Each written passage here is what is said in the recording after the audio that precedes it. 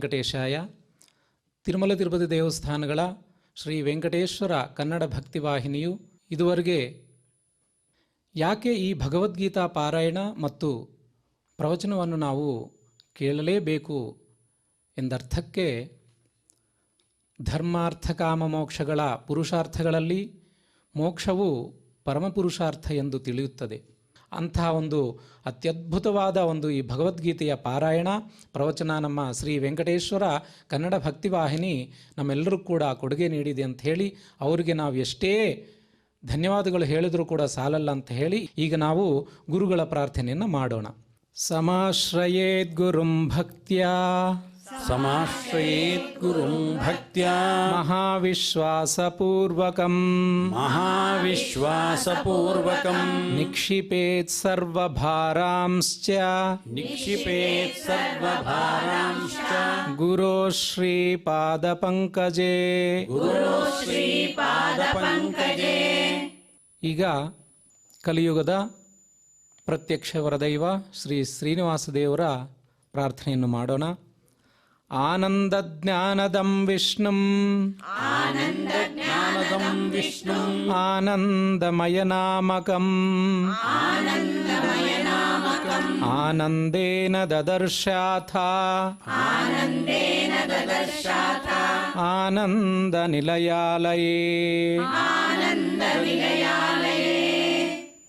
ಆಚಾರ್ಯರು ಹೇಳಿರುವ ಪ್ರಕಾರ ಈ 9ನೇ ಅಧ್ಯಾಯವು ಮಹತ್ತರವಾದ ಅಧ್ಯಾಯ.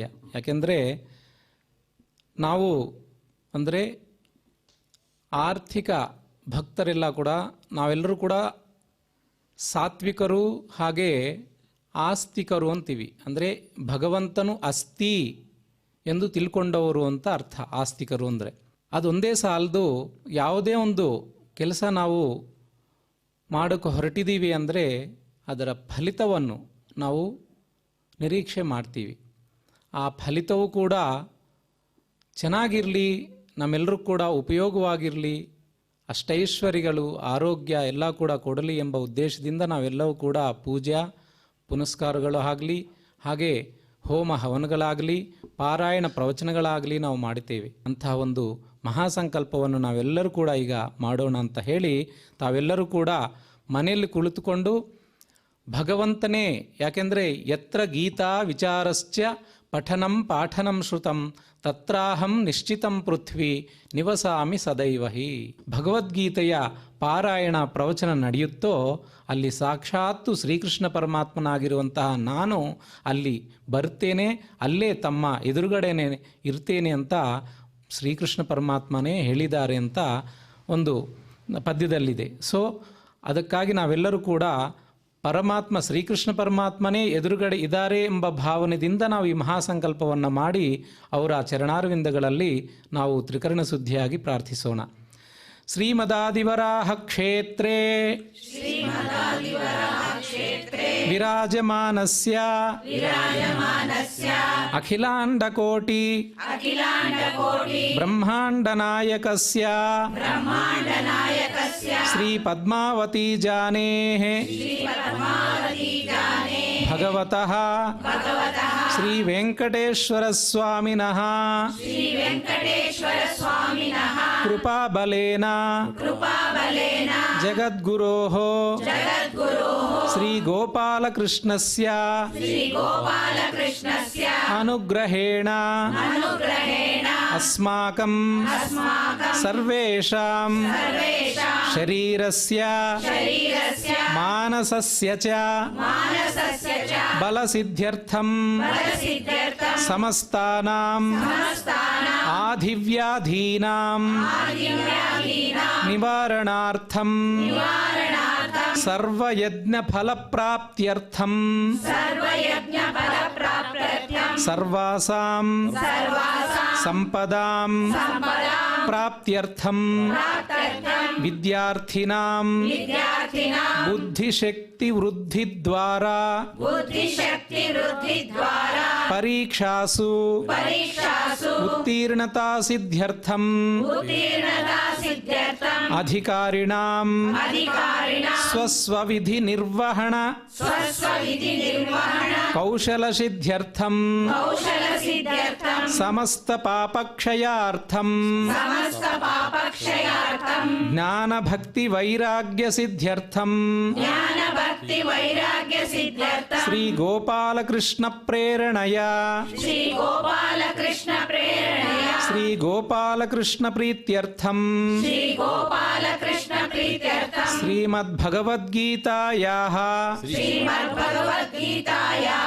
ನವಮೋಧ್ಯಾಯಾಂತರ್ಗತ ಶ್ಲೋಕಪಾರಾಯಣಂ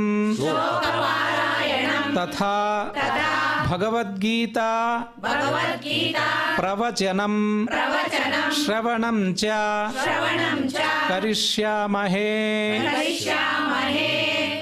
ಈಗ ಭಗವದ್ಗೀತೆಯ ಕರ್ತ ಆಗಿರುವಂತಹ ಶ್ರೀಕೃಷ್ಣ ಪರಮಾತ್ಮರ ಒಂದು ಪ್ರಾರ್ಥನೆಯನ್ನು ಮಾಡಿ ಮುಂದೆ ವರಿಸೋಣ ಅಂತ ಹೇಳಿ ಈಗ ನಾವೆಲ್ಲರೂ ಕೂಡ ಭಕ್ತಿ ಶ್ರದ್ಧೆಯಿಂದ ಶ್ರೀಕೃಷ್ಣ ಪರಮಾತ್ಮನ ಪ್ರಾರ್ಥನೆಯನ್ನು ಮಾಡೋಣ. ಕೃಷ್ಣಾಯ ವಾಸುದೇವಾಯ ಹರಯೇ ಪರಮಾತ್ಮನೇ ಪ್ರಣತಃ ಕ್ಲೇಶನಾಶಾಯ ಗೋವಿಂದಾಯ ನಮೋ ನಮಃ. ನಾವು ನಿತ್ಯ ಪಾರಾಯಣ ಗ್ರಂಥವಾಗಿ ನಾವೆಲ್ಲರೂ ಕೂಡ ಈ ಭಗವದ್ಗೀತಾ ಗ್ರಂಥವನ್ನು ಒಂದು ಸನಾತನ ಧರ್ಮದ ವೈದಿಕ ಶಾಸ್ತ್ರದಲ್ಲಿ, ವೈದಿಕ ಇತಿಹಾಸದಲ್ಲಿ ಅಥವಾ ವೈದಿಕ ಸಾಹಿತ್ಯದಲ್ಲಿ ಭಗವದ್ಗೀತವೇ ನಮಗೆ ಹತ್ತಿರವಾದ ಗ್ರಂಥ ಈ ಕಲಿಯುಗದಲ್ಲಿ. ಅಂಥ ಒಂದು ಭಗವದ್ಗೀತಾ ಗ್ರಂಥವನ್ನು ನಾವು ಗ್ರಂಥವನ್ನಾಗಿ ತಿಳ್ಕೊಳ್ಳೋದೇ ಸಾಕ್ಷಾತ್ತು ಪರಮಾತ್ಮನಾಗಿರುವಂತಹ ಶ್ರೀಕೃಷ್ಣ ಪರಮಾತ್ಮ ಗ್ರಂಥ ಮೂಲಕವಾಗಿ ನಮ್ಮೆಲ್ಲರ ಮುಂದೆ ಇದ್ದಾರೆ ಎಂಬ ಉದ್ದೇಶದಿಂದ ನಾವೆಲ್ಲರೂ ಕೂಡ ಈಗ ಭಗವದ್ಗೀತಾ ಪ್ರಾರ್ಥನೆಯನ್ನು ಮಾಡೋಣ. ಶಾಸ್ತ್ರೇಷು ಭಾರತಂ ಸಾರಂ ತತ್ರ ನಾಮ ಸಹಸ್ರಕಂ ವೈಷ್ಣವಂ ಕೃಷ್ಣಗೀತಾ ಚ ತಜ್ಞಾನಾತ್ ಮುಚ್ಯತೇಂಜಸಾ. ವೇದವ್ಯಾಸರ ಮೂಲಕವೇ ನಮಗೆ ಲಭಿಸಿದೆ ಎಂಬ ಉದ್ದೇಶದಿಂದ ವೇದವ್ಯಾಸ ಮುನಿಗಳ ಒಂದು ಪ್ರಾರ್ಥನೆಯನ್ನು ಮಾಡಿ ತದನಂತರ ಪಾರಾಯಣಕ್ಕೆ ನಾವೆಲ್ಲರೂ ಕೂಡ ಹೋಗೋಣ ಅಂತ ಹೇಳಿ ಈಗ ತಾವೆಲ್ಲರೂ ಕೂಡ ಅಲ್ಲೇ ವೇದವ್ಯಾಸರನ್ನು ತಮ್ಮ ತಮ್ಮ ಮನದಲ್ಲಿ ನೆನೆಸಿಕೊಂಡು ಈ ವೇದವ್ಯಾಸರ ಒಂದು ಪ್ರಾರ್ಥನೆಯನ್ನು ಮಾಡಿ. ವೇದವ್ಯಾಸ ಗುಣಾವಾಸ ವಿದ್ಯಾಧೀಶ ಸತಾಂ ವಶ ಮಾಂ ನಿರಾಶಂ ಗತ ಕ್ಲೇಶಂ ಕುರ್ವನಾಶಂ ಹರೇ ನಿಶಂ. ಈಗ ಭಗವದ್ಗೀತೆಯ 9ನೇ ಅಧ್ಯಾಯದ ರಾಜವಿದ್ಯಾರಾಜಗುಹ್ಯ ಯೋಗ ಎಂಬ ಒಂದು ನಾಮಾಂಕಿತವಾದ ಈ ಅಧ್ಯಾಯದ ಪ್ರವಚನವನ್ನು ಆಚಾರ್ಯರು ತಮ್ಮೆಲ್ಲರಿಗೂ ಕೂಡ ಸರಳವಾಗಿ ಸುಲಭವಾಗಿ ಅರ್ಥ ಆಗೋ ಥರ ಈಗ ಅವರ ಪ್ರವಚನವನ್ನು ಮಾಡ್ತಾರೆ. ನಾವೆಲ್ಲರೂ ಕೂಡ ಭಕ್ತಿ ಶ್ರದ್ಧೆಯಿಂದ ಕೇಳೋಣ ಅಂತ ಹೇಳಿ ತಮ್ಮೆಲ್ಲರಲ್ಲಿ ಮನವಿ ಮಾಡ್ತಾ ಇದ್ದೇನೆ. ಶ್ರೀಮದ್ ಭಗವದ್ಗೀತೆಯ ವಾಚನ ಪ್ರವಚನದ ಕಾರ್ಯಕ್ರಮದಲ್ಲಿ ತಾವೆಲ್ಲ ಭಾಗಿಗಳಾಗಿದ್ದೀರಾ. ಭಗವಂತ ನಮಗೆ ಒದಗಿಸಿದ ಒಂದು ಸುಕೃತ ಇದು. ಈ ಕಾರ್ಯಕ್ರಮಗಳನ್ನು ವ್ಯವಸ್ಥೆ ಮಾಡೋದಾಗಲಿ, ಕಾರ್ಯಕ್ರಮದಲ್ಲಿ ವಕ್ತೃಗಳಾಗಿ ನಾವು ಭಾಗವಹಿಸೋದು, ಶ್ರೋತೃಗಳಾಗಿ ನೀವು ಭಾಗವಹಿಸೋದು, ನಾನಾ ವಿಧವಾದ ಈ ಕಾರ್ಯಕ್ರಮದ ವ್ಯವಸ್ಥೆಗಳಲ್ಲಿ ತಮ್ಮನ್ನು ತೊಡಗಿಸಿಕೊಳ್ಳೋದು, ಇದೆಲ್ಲವೂ ಕೂಡ ನಮ್ಮ ಪೂರ್ವಜನ್ಮಾರ್ಜಿತವಾದ ಪುಣ್ಯದ ಫಲ ಅಂತ ಭಾವಿಸ್ಕೊಳ್ಬೇಕು. ಬಹುಜನ್ಮದ ನಮ್ಮ ಪ್ರಾಚೀನರ ತಪಸ್ಸಿನ ಪುಣ್ಯದ ಫಲವಾಗಿ ಈ ಒಂದು ಅವಕಾಶ ನಮಗೆ ದೊರಕುತ್ತೆ. ಆದ್ದರಿಂದ ಈ ಸದವಕಾಶವನ್ನು ಉಪಯೋಗಿಸಿಕೊಂಡು ಸಾಕ್ಷಾತ್ ಶ್ರೀಕೃಷ್ಣ ಬೇರೆಯಲ್ಲ, ವೆಂಕಟೇಶ ಬೇರೆಯಲ್ಲ, ಅಂಥ ಕೃಷ್ಣ ಅಂಥ ವೆಂಕಟೇಶನ ಪದಾರವಿಂದಗಳಿಗೆ ನಾವು ತಿಳಿದ 4 ವಿಚಾರಗಳನ್ನು ಸಮರ್ಪಣೆ ಮಾಡೋದಕ್ಕೆ ಒಂದು ಸದವಕಾಶ ಇದು. ಭಗವದ್ಗೀತೆಯ ವಾಚನ ಪ್ರವಚನ ಕಾರ್ಯಕ್ರಮದಲ್ಲಿ ಈಗಾಗಲೇ 8 ಅಧ್ಯಾಯಗಳು ಮುಗಿದು 9ನೇ ಅಧ್ಯಾಯ ಇದು ಪ್ರಾರಂಭವಾಗಿ ಮುಂದುವರಿತಾ ಇದೆ. ಅದರಂತೆ 8ನೆಯ ಶ್ಲೋಕದಲ್ಲಿ ಭಗವಂತ ತಾನು ತಿಳಿಸ್ತಾ ಇದ್ದಾನೆ, ಪ್ರಕೃತಿಂ ಸ್ವಾಂ ಅವಷ್ಟಭ್ಯ ವಿಸೃಜಾಮಿ ಪುನಃ ಪುನಃ ಭೂತಗ್ರಾಮಮಿಮಂ ಕೃಸ್ತಂ ಅವಶಂ ಪ್ರಕೃತೇರ್ವಶಾತ್ ಅಂತ ಅಂದ. ಭಗವಂತ ಹೇಳ್ತಾ ಇದ್ದಾನೆ, ನಾನು ಇಡೀ ಜಗತ್ತಿನ ಸೃಷ್ಟಿ ಸ್ಥಿತಿ ಲಯ ನಿಯಮನ ಜ್ಞಾನ ಅಜ್ಞಾನ ಬಂಧ ಮೋಕ್ಷ ಎಂಬ ಈ 8 ವಿಧವಾದ ಕ್ರಿಯೆಗಳೇನಿದೆ ಇದೆಲ್ಲವನ್ನು ಮಾಡುವ ಸಾಮರ್ಥ್ಯವನ್ನು ಪಡೆದವನು ನಾನೇನೆ. ಆದ್ದರಿಂದ ಭಗವಂತ ಅಂದರೆ ಯಾರು, ಏನು ಅವನ ಲಕ್ಷಣ ಅಂದರೆ ಓಂ ಜನ್ಮಾದ್ಯಸ್ಯತಃ ಓಂ ಅಂತ ದ್ವಿತೀಯ ಬ್ರಹ್ಮಸೂತ್ರ ಭಗವಂತನ ಲಕ್ಷಣವನ್ನು ತಿಳಿಸಿತ್ತು. ಇಂಥವನೇ ಭಗವಂತ ಅಂತ ತಿಳಿಸಿತ್ತು. ಅಲ್ಲಿ ತಿಳಿಸಬೇಕಾದರೆ ಅದೇ ಬ್ರಹ್ಮಸೂತ್ರದಲ್ಲಿ ತಿಳಿಸಿದರು. ಅದನ್ನೇ ಉಪನಿಷತ್ತುಗಳು ತಿಳಿಸಿದ್ವು. ಯಥೋ ವಾ ಇಮಾನಿ ಭೂತಾನಿ ಜಾಯಂತೆ ಯೇ ನ ಜಾತಾನಿ ಜೀವಂತಿ ಯತ್ ಪ್ರಯಂತ್ಯಭಿದಂ ವಿಶಂತಿ ತದ್ವಿಜಿಜ್ಞಾಸಸ್ವ ತದ್ಬ್ರಹ್ಮೇತಿ ಅಂತ. ಅದನ್ನು ಬ್ರಹ್ಮ ಅಂತ ನೀನು ಜಿಜ್ಞಾಸೆ ಮಾಡು, ವಿಚಾರ ಮಾಡು ಅಂತ ಉಪನಿಷತ್ತು ಹೇಳಿತು. ಅದೇ ಉಪನಿಷತ್ತಿನ ವಾಕ್ಯದ ಆಧಾರವನ್ನು ಇಟ್ಟುಕೊಂಡು ವಿಷಯವಾಕ್ಯವನ್ನಾಗಿಟ್ಟುಕೊಂಡು ಬ್ರಹ್ಮಸೂತ್ರ ಅನೇಕ ವಿಚಾರಗಳನ್ನು ಹೇಳುವುದಕ್ಕೆ ಹೊರಟಿದೆ. ಅದರ ಸಾರವತ್ತಾದ ಭಾಗವೇ ಭಗವದ್ಗೀತೆ. ಆದ್ದರಿಂದ ಭಗವದ್ಗೀತೆಯಲ್ಲೂ ಕೃಷ್ಣ ತನ್ನ ಬಗ್ಗೆ ಹೇಳಬೇಕಾದರೆ ಅದನ್ನೇ ಹೇಳ್ತಾ ಇದ್ದಾನೆ. ಪ್ರಕೃತಿಂ ಸ್ವಾಂ ಅವಷ್ಟಭ್ಯ ವಿಸರ್ಜಾಮಿ ಪುನಃ ಪುನಃ. ನೋಡೋ ಅರ್ಜುನ, ಜಗತ್ತಿನ ಸೃಷ್ಟಿಯನ್ನು ಮಾಡ್ತಾ ಇದ್ದೇನಲ್ಲ ನಾನು, ಸ್ವತಂತ್ರವಾಗಿ ಏನು ಬೇಕಾದರೂ ಮಾಡುವ ಸಾಮರ್ಥ್ಯವನ್ನು ಪಡೆದಂಥವನು ನಾನು. ಆದರೂ ಪ್ರಕೃತಿಯನ್ನು ಈ ಸಂದರ್ಭದಲ್ಲಿ ಉಪಯೋಗಿಸ್ಕೊಳ್ತೇನೆ. ಎಲ್ಲರೂ ನನ್ನ ಅಧೀನರಾದಂಥವರು. ಯಾವಾಗ ನಾನು ಆ ವ್ಯಕ್ತಿಗಳನ್ನು ಕರೆದು ಅವರನ್ನು ಉಪಯೋಗಿಸ್ಕೊಳ್ತೀವಿ ಅಂತ ಆಯಾ ವ್ಯಕ್ತಿಗಳು ಕಾಯ್ತಾ ಇರ್ತಾರೆ. ನನ್ನ ಅಸಾಮರ್ಥ್ಯದಿಂದಾಗಿ ನಾನು ಯಾವ ವ್ಯಕ್ತಿಗಳನ್ನು ಉಪಯೋಗಿಸ್ಕೊಳ್ಳೋದಕ್ಕೆ ಇಷ್ಟಪಡೋದಿಲ್ಲ. ಸಂಪೂರ್ಣವಾದ ಸಾಮರ್ಥ್ಯ ನನಗಿದೆ. ಸರ್ವಭೂತ ಗುಣೈರ್ಯುಕ್ತಂ ದೈವಂ ಮಾಂ ಜ್ಞಾತುಮರ್ಹಸಿ ಅಂತ ಮೋಕ್ಷಧರ್ಮದಲ್ಲಿ ಮಹಾಭಾರತದ ಮೋಕ್ಷಧರ್ಮ ಪರ್ವದ ವಚನ ಹೇಳ್ತಾ ಇದೆ. ಸಕಲ ಭೂತಗಳ ಗುಣಗಳು ನನ್ನ ಹತ್ರ ಇದೆ. ಆದ್ದರಿಂದ ನನ್ನನ್ನು ಹೆದ್ದೈವ ಅಂತ ನೀನು ತಿಳ್ಕೋ ಅಂತ ಸಾಕ್ಷಾತ್ ಭಗವಂತನ ನುಡಿಯನ್ನೇ ಉಲ್ಲೇಖ ಮಾಡಿ ಭೀಷ್ಮಾಚಾರ್ಯರು ಧರ್ಮರಾಜನಿಗೆ ತಿಳಿಸ್ತಾರೆ. ಆದ್ದರಿಂದ ಪ್ರತಿಯೊಂದು ಪ್ರಾಣಿಗಳ ಪಕ್ಷಿಗಳ ಎಲ್ಲ ದೇವತೆಗಳ ಸಾಮರ್ಥ್ಯಗಳನ್ನು ಒಳಗೊಂಡ ನನಗೆ ಆ ದೇವತೆಗಳ ಸಹಕಾರ ಯಾಕೆ ಬೇಕು ನನಗೆ? ಚೇತನಾತ್ಮಕವಾದ ವ್ಯಕ್ತಿಗಳ ಸಹಕಾರವೇ ನನಗೆ ಬೇಡ ಅಂದಮೇಲೆ ಇನ್ನು ಜಡವಾಗಿರತಕ್ಕಂಥ ವಸ್ತುಗಳ ಸಹಕಾರ ನನಗೆ ಬೇಕಾ ಸೃಷ್ಟಿ ಮಾಡಬೇಕಾದರೆ? ಆದರೂ ನಾನು ಬಳಸಿಕೊಂಡು ಅವುಗಳಿಂದ ಸೃಷ್ಟಿಯನ್ನು ಮುಂದುವರಿಸ್ತಾ ಇದ್ದೇನೆ ಅಂತ ಭಗವಂತ ಸ್ವಾಂ ಪ್ರಕೃತಿಂ ಅಂತ ಉಲ್ಲೇಖವನ್ನು ಮಾಡ್ದ. ನನ್ನ ಅಧೀನವಾದದ್ದೇ ಅದು. ಅದನ್ನು ಬಳಸ್ಕೊಂಡು ಕೂಡಲೇ ಓಹೋ ನನಗೆ ಸಾಮರ್ಥ್ಯ ಇರಲಿಲ್ಲ ಅದಕ್ಕೋಸ್ಕರ ಅದನ್ನು ಬಳಸ್ಕೊಂಡಿದ್ದಾನೆ. ಇದೆಲ್ಲ ಯಾರ ವಿಚಾರ? ಇದು ನಮಗೆ ಸಂಬಂಧಪಟ್ಟ ವಿಚಾರ, ಮನುಷ್ಯರಾದ ನಮಗೆ ಸಂಬಂಧಪಟ್ಟ ವಿಚಾರ. ಪಕ್ಕದ ಮನೆಯವ್ರನ್ನೇನಾದರೂ ನಾವು ಇಲ್ಲ ಒಂದು ಸ್ವಲ್ಪ ಬಂದು ಈ ಕೆಲಸ ಮಾಡಿಕೊಡಿ ಅಂತ ಕೇಳಿದ್ರೆ ನಮ್ಮ ಕೈಯಲ್ಲಿ ಆಗೋಲ್ಲ, ಅದಕ್ಕೋಸ್ಕರ ಮತ್ತೊಬ್ಬರು ಸಹಾಯವನ್ನು ಯಾಚನೆ ಮಾಡಿದ್ದೀವಿ ಅಂತ ಅರ್ಥ. ಆದರೆ ಭಗವಂತ ಹಾಗಲ್ಲ. ಆಯಾ ವ್ಯಕ್ತಿಗಳಿಗೆ ಅನುಗ್ರಹ ಮಾಡಬೇಕು ಅನ್ನೋ ದೃಷ್ಟಿಯಿಂದ ಸಕಲ ಸಾಮರ್ಥ್ಯಗಳಿಂದ ಪರಿಪೂರ್ಣನಾಗಿದ್ದರೂ ಕೂಡ ಆಯಾ ವ್ಯಕ್ತಿಗಳನ್ನು ಉಪಯೋಗಿಸ್ಕೊಳ್ತಾನೆ ಭಗವಂತ. ಆದ್ದರಿಂದ ಸಾಮಾನ್ಯವಾಗಿ ನಾವು ಹೇಳಬೇಕಾದ್ರೇ ಹೇಳ್ತೀವಿ, ಕುಬೇರ ಆತ ಧನಾಧಿಪತಿ ಆದಂಥವನು, ಬ್ರಹ್ಮದೇವರು ಸೃಷ್ಟಿ ಮಾಡಿದ್ರು, ಸ್ವತಃ ಭಗವಂತ ಸ್ಥಿತಿಯನ್ನು ಮಾಡ್ತಾನೆ, ಲಯ ಮಾಡೋದನ್ನು ಯಾರು? ರುದ್ರದೇವರು, ಶಿವ ಇಡೀ ಸಂಹಾರವನ್ನು ಮಾಡ್ತಾನೆ ಪ್ರಳಯ ಕಾಲದಲ್ಲಿ ಅಂತೀವಿ. ಆನಂತರ ಇಂದ್ರದೇವರು ಸ್ವರ್ಗಲೋಕಕ್ಕೆ ಒಡೆಯ, ಕುಬೇರ ನಿಧಿಗಳಿಗೆ ಒಡೆಯನಾದಂಥವನು.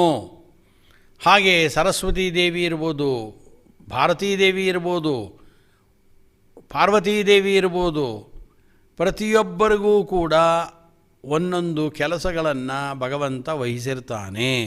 ಯಾವುದು ಸಪ್ತಸೂಕ್ಷ್ಮಗಳು ಅಂತಂದರೆ ಪೃಥ್ವಿ, ಜಲ, ತೇಜಸ್ಸು, ವಾಯು, ಆಕಾಶ ಅಂತ 5 ಪಂಚಭೂತ ವಸ್ತುಗಳು ಅಂತ ನಮಗೆ ಗೊತ್ತಿದೆ. ಮಹತ್ತತ್ವ ಅಂತ ಗೊತ್ತಿದೆ, ಅಹಂಕಾರ ತತ್ವ ಅಂತ ಗೊತ್ತಿದೆ. ಇದು 7 ಸೂಕ್ಷ್ಮವಾದ ವಸ್ತುಗಳು. ಇಡೀ ಇವತ್ತು ನಾವೇನು ಜಗತ್ತು ಅಂತ ನಮ್ಮ ಸುತ್ತಮುತ್ತಲಿನ ಪ್ರಪಂಚವನ್ನು ಕಾಣ್ತಾ ಇದ್ದೇವೆ. ದೊಡ್ಡ ದೊಡ್ಡ ಮರಗಳು, ಗಿಡಗಳು, ಬೆಟ್ಟಗಳು, ನದಿಗಳು, ಸಮುದ್ರಗಳು ಅಂತ ಏನು ಎಲ್ಲವನ್ನು ನೋಡ್ತಾ ಇದ್ದೇವೆ, ಆಕಾಶವನ್ನು ನೋಡ್ತಾ ಇದ್ದೇವೆ. ಇದೆಲ್ಲವೂ ಕೂಡ ಪಂಚಭೂತಗಳೇ. ಆದ್ದರಿಂದ ಪಂಚಭೂತಗಳ ವಿಕಾರವೇ ಇವೆಲ್ಲ. ಇವುಗಳಿಗೆ ಮೂಲವಾಗಿರುವಂಥದ್ದು ಪಂಚಭೂತದ ಸೂಕ್ಷ್ಮಗಳಿರುತ್ತವೆ. ಆದ್ದರಿಂದ ಸೂಕ್ಷ್ಮವಾಗಿರತಕ್ಕಂಥ ಈ ಪಂಚಭೂತಗಳು, ಆ ಪಂಚಭೂತಗಳು ಉತ್ಪತ್ತಿಯಾಗಿದ್ದೆಲ್ಲಿಂದ? ಅಹಂಕಾರ ತತ್ವದಿಂದ. ಅಹಂಕಾರದಲ್ಲಿ ವೈಕಾರಿಕ, ತೈಜಸ, ತಾಮಸ ಅಂತ 3 ಭಾಗ ಇದೆ. ತಾಮಸ ಭಾಗದಿಂದಲೇ ಈ ಪಂಚಭೂತಗಳು ಉತ್ಪತ್ತಿಯಾಯಿತು ಅಂತ ತಿಳಿಸ್ತಾರೆ. ಭಾಗವತಾದಿ ಗ್ರಂಥಗಳಲ್ಲಿ ಸೃಷ್ಟಿಕ್ರಮವನ್ನು ನಿರೂಪಣೆ ಮಾಡಬೇಕಾದ್ರೆ ಇದನ್ನೆಲ್ಲ ಹೇಳ್ತಾರೆ. ಆದ್ದರಿಂದ ಈ ಪಂಚಭೂತಗಳು ಅರ್ಥಾತ್ ಸೂಕ್ಷ್ಮವಾಗಿರುತ್ತೆ. ಇದು ಅನಂತರದಲ್ಲಿ ಅದು ವಿಸ್ತಾರವಾಗುತ್ತೆ. ಇದೇ ಬಿಗ್ ಬ್ಯಾಂಗ್ ಥಿಯರಿ ಇದು. ಆದ್ದರಿಂದ ಪಂಚಭೂತಗಳು ಮತ್ತು ಅಹಂಕಾರ ತತ್ವ ಮತ್ತು ಮಹತ್ತತ್ವ ಎಲ್ಲ ಸೂಕ್ಷ್ಮವಾಗಿರುತ್ತೆ. ಅನಂತರದಲ್ಲಿ ದೊಡ್ಡದಾಗಿ ಕಂಡುಬರುತ್ತೆ. ನಿಜವಾಗಲೂ ಕೂಡ ಬೀಜ ನೋಡೋಕ್ಕೆ ಹೋದರೆ ಒಂದು ಆಲದ ಮರದ ಬೀಜ ಇಷ್ಟೇಷ್ಟು ಸಣ್ಣದಿರುತ್ತೆ. ಒಂದು ಆಲದ ಮರದ ಬೀಜ ನೆಲಕ್ಕೆ ಹಾಕಿ ಅದನ್ನು ನೀರು ಮತ್ತು ಮಣ್ಣು ಇತ್ಯಾದಿಗಳನ್ನು ಒದಗಿಸಿಕೊಟ್ರೆ ಬೆಳೆಯುತ್ತೆ ಬೆಳೆಯುತ್ತೆ ಬೆಳೆಯುತ್ತೆ. ಅಷ್ಟು ದೊಡ್ಡದಾಗಿ ಆ ಗಿಡ ವ್ಯಾಪಿಸ್ಕೊಂಡು ನಿಂತ್ಕೊಂಡು ಬಿಡುತ್ತೆ. ಸೂಕ್ಷ್ಮವಾದದ್ದು ಎಷ್ಟು ವಿಸ್ತಾರವನ್ನು ಹೊಂತು ಅಂತ ನಾವು ನೋಡ್ಬೋದು. ಆದ್ದರಿಂದ ಈ ಸಪ್ತ ಸೂಕ್ಷ್ಮಗಳು ಇದೆ. ಷಡಂಗಂಚ ಮಹೇಶ್ವರಂ ಅಂದರು. ಇನ್ನು ಭಗವಂತನ ಶಕ್ತಿ ಸಾಮರ್ಥ್ಯಗಳೇನು? 6 ಭಗವಂತನ ಸಾಮರ್ಥ್ಯವನ್ನು ಪ್ರಕಟಪಡಿಸುವಂಥ ಅಂಗಗಳನ್ನು ತಿಳಿದುಕೊಳ್ಳ್ರಿ ಅಂತಂದರು. ಏನಿದೆಯಪ್ಪ ಭಗವಂತನಿಗೆ ಅಂಥದ್ದು 6 ಅಂತಂದರೆ, ಭಗವಂತನಿಗೆ ಮೊದಲು ಯಾವುದೇ ಕೆಲಸವನ್ನು ನಾವು ಮಾಡಬೇಕಾದ್ರೆ ಅದರ ಬಗ್ಗೆ ಸರಿಯಾದ ಜ್ಞಾನ ನಮಗಿರಬೇಕು. ಜ್ಞಾನ ಇಲ್ಲದೆ ನಾವು ಕೆಲಸದಲ್ಲಿ ಪ್ರವೃತ್ತಿ ಮಾಡಲಿಕ್ಕಾಗೋಲ್ಲ. ಅಡುಗೆ ಮಾಡ್ತೀವಿ ಅಂತ ಹೊಡ್ತೀವಿ. ಅಡುಗೆ ಮಾಡೋಕ್ಕೆ ಸರಿಯಾದ ಜ್ಞಾನವೇ ಇಲ್ಲದೆ ಹೋದರೆ, ಸ್ಟವ್ ಹಚ್ಸೋದು ಹೇಗೆ ಅಂತಲೇ ಇವನಿಗೆ ಗೊತ್ತಿಲ್ಲದೆ ಹೋದರೆ ಮುಂದೆ ಇವನು ಅಡುಗೆ ಏನು ಮಾಡ್ತಾನೆ? ಇವನು ಅಡುಗೆಗೆ ಹಾಕಬೇಕಾದ ಪದಾರ್ಥಗಳು ಯಾವುದು, ಪದಾರ್ಥಗಳಲ್ಲಿರುವಂಥ ರುಚಿಗಳು ಯಾವುದಿರುತ್ತೆ, ಎಷ್ಟು ಹದ ಬೇಕು, ಎಷ್ಟು ನೀರು ಬೇಕು, ಪ್ರತಿಯೊಂದು ವಿಚಾರ ಗೊತ್ತಿದ್ದರೆ ಒಬ್ಬ ಪ್ರತಿನಿತ್ಯ ಅಡುಗೆಯನ್ನು ಎಲ್ಲರೂ ಮಾಡ್ತಾ ಇರ್ತಾರೆ ನಿಜ. ಆದರೂ ಇದೆಲ್ಲದರ ಜ್ಞಾನ ಇಲ್ಲದ ವ್ಯಕ್ತಿಯನ್ನು ಕರ್ಕೊಂಡು ಬಂದು ಕೂಡಿಸಿ ಅವನಿಗೆ ಇದೇ ಅಡುಗೆ ಅನ್ನೋದೇ ಒಂದು ದೊಡ್ಡ ಅದ್ಭುತವಾದ ವಿಷಯವಾಗಿ ಕೂತ್ಕೊಂಡ್ಬಿಡುತ್ತೆ ಅವನ ಮುಂದೆ. ಅಯ್ಯೋಯ್ಯೋ, ನಾನೇನೋ 5 ನಿಮಿಷದಲ್ಲಿ ತಿಂದುಬಿಟ್ರೆ ತಿಂದಂಥ ಈ ಆಹಾರದ ಅದರ ಉತ್ಪತ್ತಿ ಕ್ರಮ, ಅದನ್ನು ಸಿದ್ಧಗೊಳಿಸಿ ನಮಗೆ ಬಡಿಸಬೇಕಾದ್ರೆ ಇಷ್ಟೊಂದು ಪ್ರಕ್ರಿಯೆಗಳಿದೆಯಾ ಅಂತ ಅವನಿಗೆ ಆಶ್ಚರ್ಯವಾಗತ್ತೆ, ಗೊತ್ತಿಲ್ಲದೆ ಇದ್ದವನಿಗೆ. ಆದ್ದರಿಂದ ಅಷ್ಟು ಕೆಲಸಗಳನ್ನು ಮೊದಲು ಅದರ ತಿಳುವಳಿಕೆ ಬರಬೇಕು. ಆದ್ದರಿಂದ ಭಗವಂತನಿಗೆ ಇಡೀ ಬ್ರಹ್ಮಾಂಡವನ್ನು ಭಗವಂತ ಸೃಷ್ಟಿ ಮಾಡ್ದ ಅಂತ ಪದೇ ಪದೇ ಹೇಳ್ತಾ ಇರ್ತೀವಿ. ಇಡೀ ಬ್ರಹ್ಮಾಂಡವನ್ನು ಸೃಷ್ಟಿ ಮಾಡಬೇಕಾದ್ರೆ ಹೀಗೇ ಸೃಷ್ಟಿ ಮಾಡಬೇಕು ಅನ್ನೋ ಮೊದಲನೆಯದಾದ ಜ್ಞಾನ ಬೇಕು. ಜೊತೆಗೆ ಯಾವ್ಯಾವ ಪದಾರ್ಥಗಳನ್ನು ಭಗವಂತ ಸೃಷ್ಟಿ ಮಾಡ್ತಾ ಇದ್ದಾನೆ ಆ ಎಲ್ಲ ಪದಾರ್ಥಗಳ ಸ್ಫುಟವಾದ ಜ್ಞಾನ ಬೇಕು. ಆ ಪದಾರ್ಥಗಳಿಗಿರುವ ಶಕ್ತಿ, ಆ ಪ್ರಾಣಿ ಪಕ್ಷಿಗಳಿಗಿರುವ ಶಕ್ತಿ ಸಾಮರ್ಥ್ಯಗಳು ಪ್ರತಿಯೊಂದು ಗೊತ್ತಿರಬೇಕು. ಎಲ್ಲಾದರೂ ಏನಾದರೂ ಒಂದು ವ್ಯತ್ಯಾಸವಾದರೆ ಹೋಯಿತು. ಕಾಡು ಮಾಡ್ದ ಭಗವಂತ, ಕಾಡು ಮಾಡಿ ಕಾಡಿನಲ್ಲಿ ಎಲ್ಲ ರೀತಿಯ ಪ್ರಾಣಿಗಳನ್ನು ಇಟ್ಟ ಭಗವಂತ. ಕಾಡಿನಲ್ಲಿ ಹುಲ್ಲು ಬೆಳೆಯುತ್ತೆ, ಅದು ಬರುತ್ತೆ, ಪೈರು ಬರೆಯುತ್ತೆ, ಮರ ಬರುತ್ತೆ, ಎಲೆಗಳಿರುತ್ತವೆ. ಇವುಗಳನ್ನು ತಿನ್ನೋದಕ್ಕೆ ಬೇಕಾದ ಪ್ರಾಣಿಗಳನ್ನೆಲ್ಲ ಮಾಡ್ದ ಭಗವಂತ. ಹುಳುಗಳನ್ನು, ಹುಪ್ಪಟೆಗಳನ್ನು ಮಾಡ್ದ, ಪಕ್ಷಿಗಳನ್ನು ಮಾಡ್ದ. ಪಕ್ಷಿಗಳಿಗೆ ಆಹಾರ ಯಾವುದು? ಜೀವೋ ಜೀವಸ್ಯ ಜೀವನಂ ಅಂತ ಭಾಗವತ ಹೇಳುತ್ತೆ. ಆ ಪಕ್ಷಿಗಳು ಆ ಹುಳುಗಳನ್ನು ತಿನ್ನುತ್ತವೆ. ಹುಳುಗಳು ಇನ್ನೂ ಸೂಕ್ಷ್ಮವಾದಂಥ ಬೇಡವಾದ ಎಲೆಗಳನ್ನೆಲ್ಲ ಅವು ಬದುಕಿರುತ್ತವೆ. ಆ ಪಕ್ಷಿಗಳನ್ನು ತಿಂದು ದೊಡ್ಡ ದೊಡ್ಡ ಪಕ್ಷಿಗಳು ಬದುಕುತ್ತವೆ. ಪಕ್ಷಿಗಳನ್ನು ತಿಂದು ಬೇರೆ ಬೇರೆ ಪ್ರಾಣಿಗಳು ಬದುಕುತ್ತವೆ. ಆ ಪ್ರಾಣಿಗಳು ಅವುಗಳನ್ನು ತಿಂದು ಮನುಷ್ಯರು ಬದುಕ್ತಾರೆ, ಬೇರೆ ಪ್ರಾಣಿಗಳು ಬದುಕುತ್ತವೆ.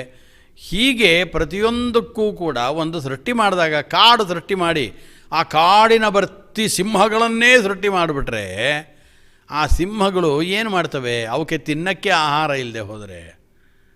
ಆದ್ದರಿಂದ ವಿವಿಧವಾದ ಪ್ರಾಣಿಗಳ ಸಮೂಹಗಳನ್ನು ಸೃಷ್ಟಿ ಮಾಡ್ತಾರೆ. ಇದೆಲ್ಲದರ ಪರಿಜ್ಞಾನ ಇದ್ದರೆ ಒಂದು ಕಾಡು ಅಂತ ನಾವು ಸೃಷ್ಟಿ ಮಾಡಲಿಕ್ಕಾಗತ್ತೆ.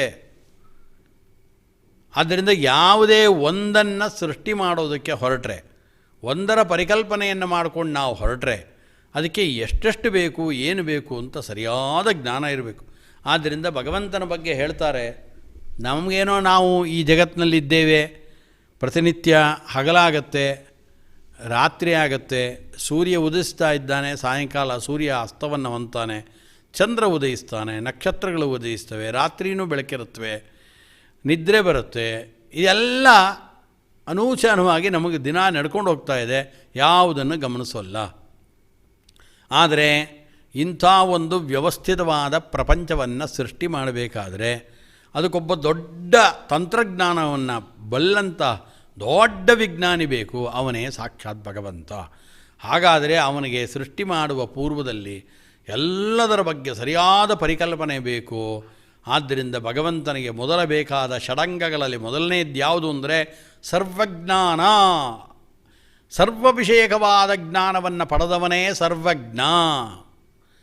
ಸರ್ವಜ್ಞನೆಂಬುವನು ಗರ್ವದಿಂದಾಗುವನೇ. ಸರ್ವಜ್ಞ ಆಗುವನು ಹೆಂಗೆ? ಬರೀ ಗರ್ವದಿಂದ ಸರ್ವಜ್ಞ ಆಗೋಲ್ಲ. ಎಲ್ಲದರೊಳಗೆ ಇರತಕ್ಕಂಥ ಒಂದೊಂದು ಪದಾರ್ಥಗಳ ಜ್ಞಾನವ ಇದ್ದರೆ ಮಾತ್ರ ಆತ ಸರ್ವಜ್ಞನಾಗ್ತಾನೆ. ಆದ್ದರಿಂದ ಷಡಂಗಗಳಲ್ಲಿ ಭಗವಂತನ 6 ಅಂಗಗಳನ್ನು ತಿಳ್ಕೊಳ್ಬೇಕು ಅಂದರೆ ಭಗವಂತ ಸರ್ವ ವಿಷಯಕವಾದ ಜ್ಞಾನವನ್ನು ಹೊಂದಿದಂಥವನು. ತುಂಬ ಔದಾರ್ಯ ಭಗವಂತನಿಗೆ. ಅವನಿಗೆ ತೃಪ್ತಿ ಇದೆ. ಆ ತೃಪ್ತಿ ಅನ್ನೋದು ಕೂಡ ಒಂದು ಭಗವಂತನ ಬಗ್ಗೆ ನಾವು ತಿಳ್ಕೊಳ್ಬೇಕಾದ ಜ್ಞಾನ. ಭಗವಂತ ಮಹಾತೃಪ್ತ, ಯಾವತ್ತೂ ತೃಪ್ತ. ಅದನ್ನು ವೇದಗಳು ಹೇಳಿದ್ದು ಆಪ್ತಕಾಮಸ್ಯ ಕಾಸ್ಪೃಹ. ಭಗವಂತ ಆಪ್ತಕಾಮ, ಎಲ್ಲ ವಿಧವಾದ ಅಭಿಷ್ಟಗಳನ್ನು ಪಡೆದಂಥವನು ಭಗವಂತ. ಯಾವುದೇ ವಿಧವಾದ ಕೊರತೆ ಇಲ್ಲ, ಯಾವುದೇ ವಿಧವಾದ ಆಸೆಯೇ ಇಲ್ಲ. ಅಂದಮೇಲೆ ದುರಾಶೆ ಭಗವಂತನಿಗೆಲ್ಲಿದೆ? ಎಲ್ಲೂ ಇಲ್ಲ ಅಂತ ಅರ್ಥ. ಆದ್ದರಿಂದ ಇದೊಂದು ದೊಡ್ಡ ಗುಣ.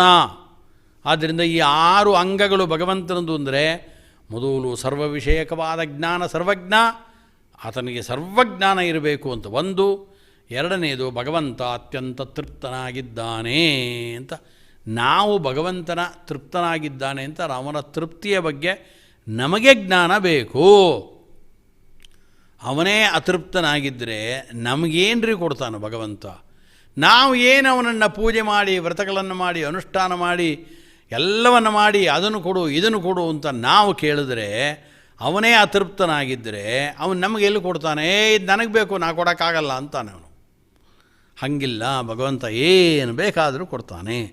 ತನ್ನದೇ ಆದಂಥ ವೈಕುಂಠದ ಸಾಮ್ರಾಜ್ಯ ಏನಿದೆ, ಆ ವೈಕುಂಠವನ್ನೇ ಭಗವಂತ ತಾನು ನೀಡ್ತಾ ಇದ್ದಾನೆ ಭಕ್ತರಿಗೋಸ್ಕರವಾಗಿ. ಆದ್ದರಿಂದ ಭಗವಂತನಿಗೆ ತೃಪ್ತಿ ಇದೆ. ನಾವು ಸಾಮಾನ್ಯವಾಗಿ ಈ ವಿಚಾರವನ್ನು ಹೇಳಬೇಕಾದ್ರೆ ವಾಮನದೇವರ ಅವತಾರವನ್ನು ಸ್ಮರಣೆ ಮಾಡಿಕೊಳ್ಬೋದು ಅಂತ ಅನಿಸುತ್ತೆ. ಭಗವದ್ಗೀತೆ ಅದರ ವ್ಯಾಖ್ಯಾನವನ್ನು ಮಾಡ್ತಾ ಇದ್ದೀವಿ ನಿಜ. ಆದರೆ ಇದು ಸಕಲ ಉಪನಿಷತ್ತುಗಳು, ಸಕಲ ಪುರಾಣಗಳ ಸಾರ ಇದು. ಆದ್ದರಿಂದ ಈ ತೃಪ್ತಿ ಅಂತ ಹೇಳಿದಾಗ ವಾಮನದೇವರನ್ನು ನಾವು ನೆನಪು ಮಾಡಿಕೊಳ್ಬೇಕು. ವಾಮನ ರೂಪಿಯಾಗಿ 5 ವರ್ಷದ ಬಾಲಕನಾಗಿ ಆ ವಾಮನ ರೂಪಿಯಾದ ಭಗವಂತ ಬಲಿಚಕ್ರವರ್ತಿಯ ಬಳಿಗೆ ತೆರಳಿದ. ಬಲಿಚಕ್ರವರ್ತಿ ತಾನು ಅವನಲ್ಲಿ ಕೇಳಿಕೊಂಡ 3 ಹೆಜ್ಜೆ ಭೂಮಿಯನ್ನು ಕೊಡು ಅಂತ ಕೇಳಿದ. 3 ಹೆಜ್ಜೆ ಭೂಮಿಯನ್ನು ಕೊಡು ಅಂತ ಕೇಳಿದಾಗ ಅದಕ್ಕೆ ಅವನು ಹೇಳ್ತಾನೆ, ನೋಡಿ, ನನ್ನ ಹತ್ರ ದಾನವನ್ನು ತೆಗೆದುಕೊಳ್ಳೋಕ್ಕೆ ಬಂದಂಥ ವ್ಯಕ್ತಿ ಇನ್ನು ಅವನ ಜೀವನದಲ್ಲಿ ಇನ್ನೊಂದು ಕಡೆಗೆ ಹೋಗಿ ದಾನ ತಗೋಬಾರ್ದು, ಅಷ್ಟು ಕೊಡ್ತೀನಿ ನಾನು ಬೇಕಾದರೆ. ಆದ್ದರಿಂದ 3 ಹೆಜ್ಜೆ ಕೇಳಿಬಿಟ್ರೆ ಇನ್ನು ನಿನಗೆ ಬೇಕಾದ್ದು ಎಷ್ಟು ವಸ್ತುಗಳಿದೆ ಆ ವಸ್ತುಗಳನ್ನು ಕೇಳೋದಕ್ಕೆ ಇನ್ನೊಬ್ಬರ ಹತ್ರ ನೀವು ಹೋಗಬೇಕಾಗತ್ತಲ್ವ? ಅದು ನನಗೆ ಇಷ್ಟ ಇಲ್ಲ. ಆದ್ದರಿಂದ 3 ಹೆಜ್ಜೆ ಬೇಡ, ಜಾಸ್ತಿ ಕೇಳು ಅಂತ ಕೇಳ್ತಾ ಇದ್ದಾನೆ. ಆಗ ವಾಮನ ರೂಪಿಯಾದ ಭಗವಂತ ಹೇಳ್ತಾ ಇದ್ದಾನೆ, ಇಲ್ಲ ಇಲ್ಲ, ನನಗೆಂದೂ ಅತೃಪ್ತಿ ಇಲ್ಲ. 3 ಹೆಜ್ಜೆ ನೀನು ಕೊಟ್ಟರೆ ಆ 3 ಹೆಜ್ಜೆಯ ಭೂಮಿಯಿಂದಲೇ ನನಗೆ ತೃಪ್ತಿ ಉಂಟಾಗತ್ತೆ. ನಾನು ತೃಪ್ತನಾಗುತ್ತೇನೆ. ನನ್ನ ಮನಸ್ಸಿನಲ್ಲಿ ಅತೃಪ್ತಿ ಎಂಬತಕ್ಕಂಥ ಭೂತ ನನ್ನನ್ನು ಕಾಡ್ತಾ ಇಲ್ಲ. ಆದ್ದರಿಂದ 3 ಹೆಜ್ಜೆಗಳನ್ನು ಕೊಡು. ನನಗೆ ತೃಪ್ತಿ ಇದೆ, ಅದರಿಂದಲೇ ತೃಪ್ತಿ ಇದೆ ನನಗೆ. ಯಾವ ವ್ಯಕ್ತಿಗೆ ಮಾನಸಿಕವಾಗಿ ತೃಪ್ತಿ ಅನ್ನೋ ಗುಣ ಇರೋಲ್ಲ, ಆ ವ್ಯಕ್ತಿಗೆ 14 ಲೋಕಗಳು ಬ್ರಹ್ಮಾಂಡದ ಒಳಗೆ ಭಗವಂತ ಸೃಷ್ಟಿ ಮಾಡ್ದ ಅಂದರೆ ಇವನು ತನ್ನ ರಾಜ್ಯವನ್ನೇ ಕೊಡ್ತೀನಿ ಇಂದ, ಅದಕ್ಕಂದ ಬೇಡ ಇಡೀ ಪೃಥ್ವಿ ಲೋಕವನ್ನು ಕೊಡು ಅಂದ, ಅದನ್ನು ಕೊಡ್ತೀನಿ ಅಂದರೆ 14 ಲೋಕವನ್ನು ಕೊಡು ಅಂದ. ಆಯಿತು 14 ಲೋಕವನ್ನು ತೆಗೆದುಕೊ ಅಂತ ಕೊಡ್ತೀನಿ ಅಂತಂದರೆ ಇನ್ನೊಂದು 4 ಲೋಕ ಸೃಷ್ಟಿ ಮಾಡಿ ಯಾಕೆ ಕೊಡಲ್ಲ ಅಂತ ಕೇಳ್ತಾನೆ. ಯಾಕೆ ಅಂದರೆ ತೃಪ್ತಿ ಇಲ್ಲ. ಅದಕ್ಕೆ ವಾಮನ ರೂಪಿಯಾದ ಭಗವಂತ ಹೇಳೋದು, ನಾನು ತೃಪ್ತನಾಗಿದ್ದೇನೆ, ತೃಪ್ತಿ ಎಂಬ ಗುಣ ನನ್ನಲ್ಲಿದೆ. ಆದ್ದರಿಂದ ನೀನು 3 ಹೆಜ್ಜೆಗಳು ಕೊಡ್ತೀನಿ ಅಂದರೆ ಅದರಿಂದ ನಾನು ತೃಪ್ತನಾಗ್ತೇನೆ, ತೃಪ್ತಿ ಇದೆ ನನ್ನಲ್ಲಿ ಅಂತ ವಾಮನ ರೂಪಿಯಾದ ಭಗವಂತ ಆ ಸಂದರ್ಭದಲ್ಲಿ ತಾನು ಹೇಳ್ತಾನು. ಆದ್ದರಿಂದ ಭಗವಂತನಲ್ಲಿ ತಿಳ್ಕೊಳ್ಬೇಕಾದ 6 ಅಂಗಗಳು ಅಂದರೆ 6 ವಿಶೇಷವಾದ ಗುಣಗಳ ಬಗ್ಗೆ ಪರಿಚಯವನ್ನು ಮಾಡಿಕೊಡ್ರಿ. ಬೇಕಾದಷ್ಟು ಗುಣಗಳಿದೆ ಭಗವಂತನಲ್ಲಿ ನಿಜ, ಇವುಗಳನ್ನಾದರೂ ಪರಿಚಯ ಮಾಡಿಕೊಂಡ್ರೆ ನಮಗೆ ಉತ್ತಮವಾದ ಲೋಕಗಳು ಪ್ರಾಪ್ತಿಯಾಗುತ್ತವೆ. ಮತ್ತೆ ಭಗವಂತನ ಬಗ್ಗೆ ನಾವು ಹಿಂಗೆ ಯಾಕೆ ಮಾಡ್ದ ಹಂಗೆ ಯಾಕೆ ಮಾಡ್ದ ಅಂತ ಪ್ರಶ್ನೆ ಮಾಡೋಲ್ಲ ಅನ್ನೋ ದೃಷ್ಟಿಯಿಂದ ಪ್ರಕೃತದಲ್ಲಿ ಈ ಶ್ಲೋಕವನ್ನು ಓದಿದಾಗ ಭಗವಂತ ತಾನು ಅಸಾಮರ್ಥ್ಯದಿಂದಾಗಿ ಈ ಪ್ರಕೃತಿಯನ್ನು ಅವಲಂಬಿಸಿಕೊಂಡು ಈ ಸೃಷ್ಟಿಕ್ರಿಯೆಯನ್ನು ಮುಂದುವರಿಸ್ತಾ ಇದ್ದಾನಾ ಅಂತ ಏನಾದರೂ ಪ್ರಶ್ನೆ ಬಂದಿದ್ದರೆ ಅದನ್ನು ಪರಿಹಾರ ಮಾಡುವ ದೃಷ್ಟಿಯಿಂದ ಈ ಮಾತುಗಳನ್ನೆಲ್ಲ ಹೇಳಬೇಕಾಯಿತು. ಆದ್ದರಿಂದ ಭಗವಂತನಲ್ಲಿ ಸರ್ವಜ್ಞಾನವೂ ಇದೆ, ತೃಪ್ತಿ ಎಂಬ ಸಾಮಾನ್ಯವಾಗಿ ಯಾರಲ್ಲೂ ಕಾಣದೇ ಇದ್ದ, ಅನೇಕ ದೇವತೆಗಳಲ್ಲೇ ಕಾಣದೇ ಇದ್ದಂಥ ಒಂದು ದೊಡ್ಡ ಗುಣ ಅದು ತೃಪ್ತಿ ಅನ್ನೋ ಗುಣ. ಆ ಗುಣ ಭಗವಂತನಲ್ಲಿ ನೆಲೆ ನಿಂತಿದೆ. ಆಪ್ತಕಾಮಸ್ಯ ಕಾಸ್ಪೃಹ, ಆಪ್ತಕಾಮ ಅವನಿಗೆ ಇಚ್ಛೆಯೇ ಇಲ್ಲ, ಪ್ರಯೋಜನವೇ ಇಲ್ಲ, ಯಾವ ಪ್ರಯೋಜನದ ಅಪೇಕ್ಷೆಯೂ ಭಗವಂತನಿಗಿಲ್ಲ. ಓಂ ನ ಪ್ರಯೋಜನವತ್ವಾತ್ ಓಂ ಅಂದರು. ಇಡೀ ಜಗತ್ತಿನ ಸೃಷ್ಟಿ ಮಾಡ್ತಾ ಇದ್ದಾನೆ, ಏನು ಪ್ರಯೋಜನ ಅಂತೀವಿ ನಾವು. ಏನೇ ಒಂದು ಸಣ್ಣ ಕೆಲಸ ಮಾಡೋಕ್ಕೋದ್ರೆ ಓಹೋ ಏನು ಪ್ರಯೋಜನ, ಯಾಕೆ ಆ ಕೆಲಸ ಮಾಡ್ತಾ ಇದ್ದಾರೆ, ಅವನೇನೋ ಕೆಲಸ ಮಾಡ್ತಾ ಇದ್ದರೆ ಸಾಕು, ಸುತ್ತಮುತ್ತ ಇದ್ದವರು ಅಂತಾರಲ್ಲ ಈ ಕೆಲಸ ಯಾಕೆ ಮಾಡ್ತಾ ಇದ್ದಾನೆ, ಏನು ಪ್ರಯೋಜನ ಅವನಿಗೆ ಕೇಳ್ತಾರೆ. ಭಗವಂತ ಇಡೀ ಜಗತ್ತಿನ ಎಂದು ಸಣ್ಣ ಕೆಲಸವ ಇದು, ಇಡೀ ಜಗತ್ತಿನಲ್ಲಿ ಯಾರೂ ಮಾಡದೇ ಇದ್ದಂಥ ದೊಡ್ಡ ಕೆಲಸ ಯಾವುದು, ಇಡೀ ಜಗತ್ತಿನ ಸೃಷ್ಟಿ. ಅಂಥ ಕೆಲಸ ಮಾಡ್ತಾ ಇದ್ದಾಗ ಅಯ್ಯೋ ಭಗವಂತ ಯಾಕೆ ಹಿಂಗೆ ಮಾಡ್ತಾ ಇದ್ದಾನೆ, ಏನು ಪ್ರಯೋಜನ, ಏನು ಪ್ರಯೋಜನ ಇಲ್ಲ. ಓಂ ನ ಪ್ರಯೋಜನವತ್ವಾತ್ ಓಂ ಓಂ ಲೋಕವತ್ತು ಲೀಲಾ ಕೈವಲ್ಯಂ ಓಂ ದೇವಶೇಷ ಸ್ವಭಾವೋ ಎಂ ಆಪ್ತಕಾಮಸ್ಯ ಕಾಸ್ಪೃಹ ಅಂದಿದ್ದು. ಭಗವಂತನ ಸ್ವಭಾವ ಜಗತ್ತಿನ ಸೃಷ್ಟಿ ಮಾಡೋದು.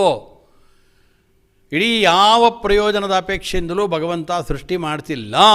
ಒಂದೊಮ್ಮೆ ಪ್ರಯೋಜನದ ಅಪೇಕ್ಷೆ ಇದ್ದು ಸೃಷ್ಟಿ ಮಾಡೋ ಹಾಗಿದ್ದರೆ ಹಾಗಾದರೆ ಜಗತ್ತಿನ ಸೃಷ್ಟಿ ಆದ ಮೇಲೆ ಆ ಪ್ರಯೋಜನ ಅವನಿಗೆ ಬಂದಿದೆ ಅಂತ ನಾವು ತಿಳಿಸೋದಾದರೆ ಅದಕ್ಕೆ ಮುಂಚೆ ಭಗವಂತನಿಗೆ ಆ ಪ್ರಯೋಜನದ ಕೊರತೆ ಕಾಡ್ತಾ ಇತ್ತು ಅಂತ ಆಗತ್ತೆ, ಆತ ಪರಿಪೂರ್ಣ ಆಗೋಲ್ಲ.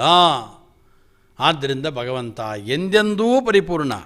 ಪೂರ್ಣಮದಃ ಪೂರ್ಣಮಿದಂ ಪೂರ್ಣಾತ್ ಪೂರ್ಣಂ ಉದಚ್ಯತೆ ಪೂರ್ಣಸ್ಯ ಪೂರ್ಣಮಾದಾಯ ಪೂರ್ಣಮೇವಾವಶಿಷ್ಯತೆ ಎಂದಿದ್ದು ಅದಕ್ಕೋಸ್ಕರನೇ. ಪೂರ್ಣವ ಅವನ ಎಲ್ಲ ಅವತಾರ ರೂಪಗಳೂ ಪೂರ್ಣ, ಮೂಲ ರೂಪವೂ ಪೂರ್ಣ, ಎಲ್ಲ ಗುಣಗಳೂ ಪೂರ್ಣ, ಎಲ್ಲ ದೇಶ ಕಾಲಗಳಲ್ಲೂ ಪೂರ್ಣ. ಅವನು ಪೂರ್ಣ ಏನು, ಅದಕ್ಕೋಸ್ಕರ ಅವನಿಗೆ ಹೆಸರೇ ಪೂರ್ಣನಾದ್ದರಿಂದಲೇ ಬ್ರಹ್ಮ ಅಂತ ಹೆಸರು ಅವನಿಗೆ. ಪರಿಪೂರ್ಣವಾದ ವ್ಯಕ್ತಿತ್ವವನ್ನು ಹೊಂದವನೇ ಬ್ರಹ್ಮ ಅವನು. ಆದ್ದರಿಂದ ಅವನಲ್ಲಿ ತೃಪ್ತಿ ಎಂಬುದು ಭಗವಂತನಿಗೆ ಇದೆ, ಇದನ್ನು ತಿಳಿಸಿದ್ರು.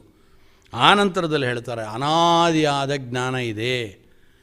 ನಮಗೆ ಸರ್ವವಿಷಯಕವಾದ ಜ್ಞಾನ ಯಾರೋ ನಮಗೆ ವರ ಕೊಟ್ಟು ಇನ್ನು ಮುಂದೆ ನಿನಗೆ ಸರ್ವಜ್ಞಾನ ಬರಲಿ, ಸರ್ವಜ್ಞನಾಗು ಅಂತ ನಮಗೆ ಇವತ್ಯಾರೋ ಆಶೀರ್ವಾದ ಮಾಡಿ ಕೊಟ್ಟಿರ್ಬೋದು, ನಿಜ ಕೊಡ್ಬೋದೇನೋ ಗೊತ್ತಿಲ್ಲ.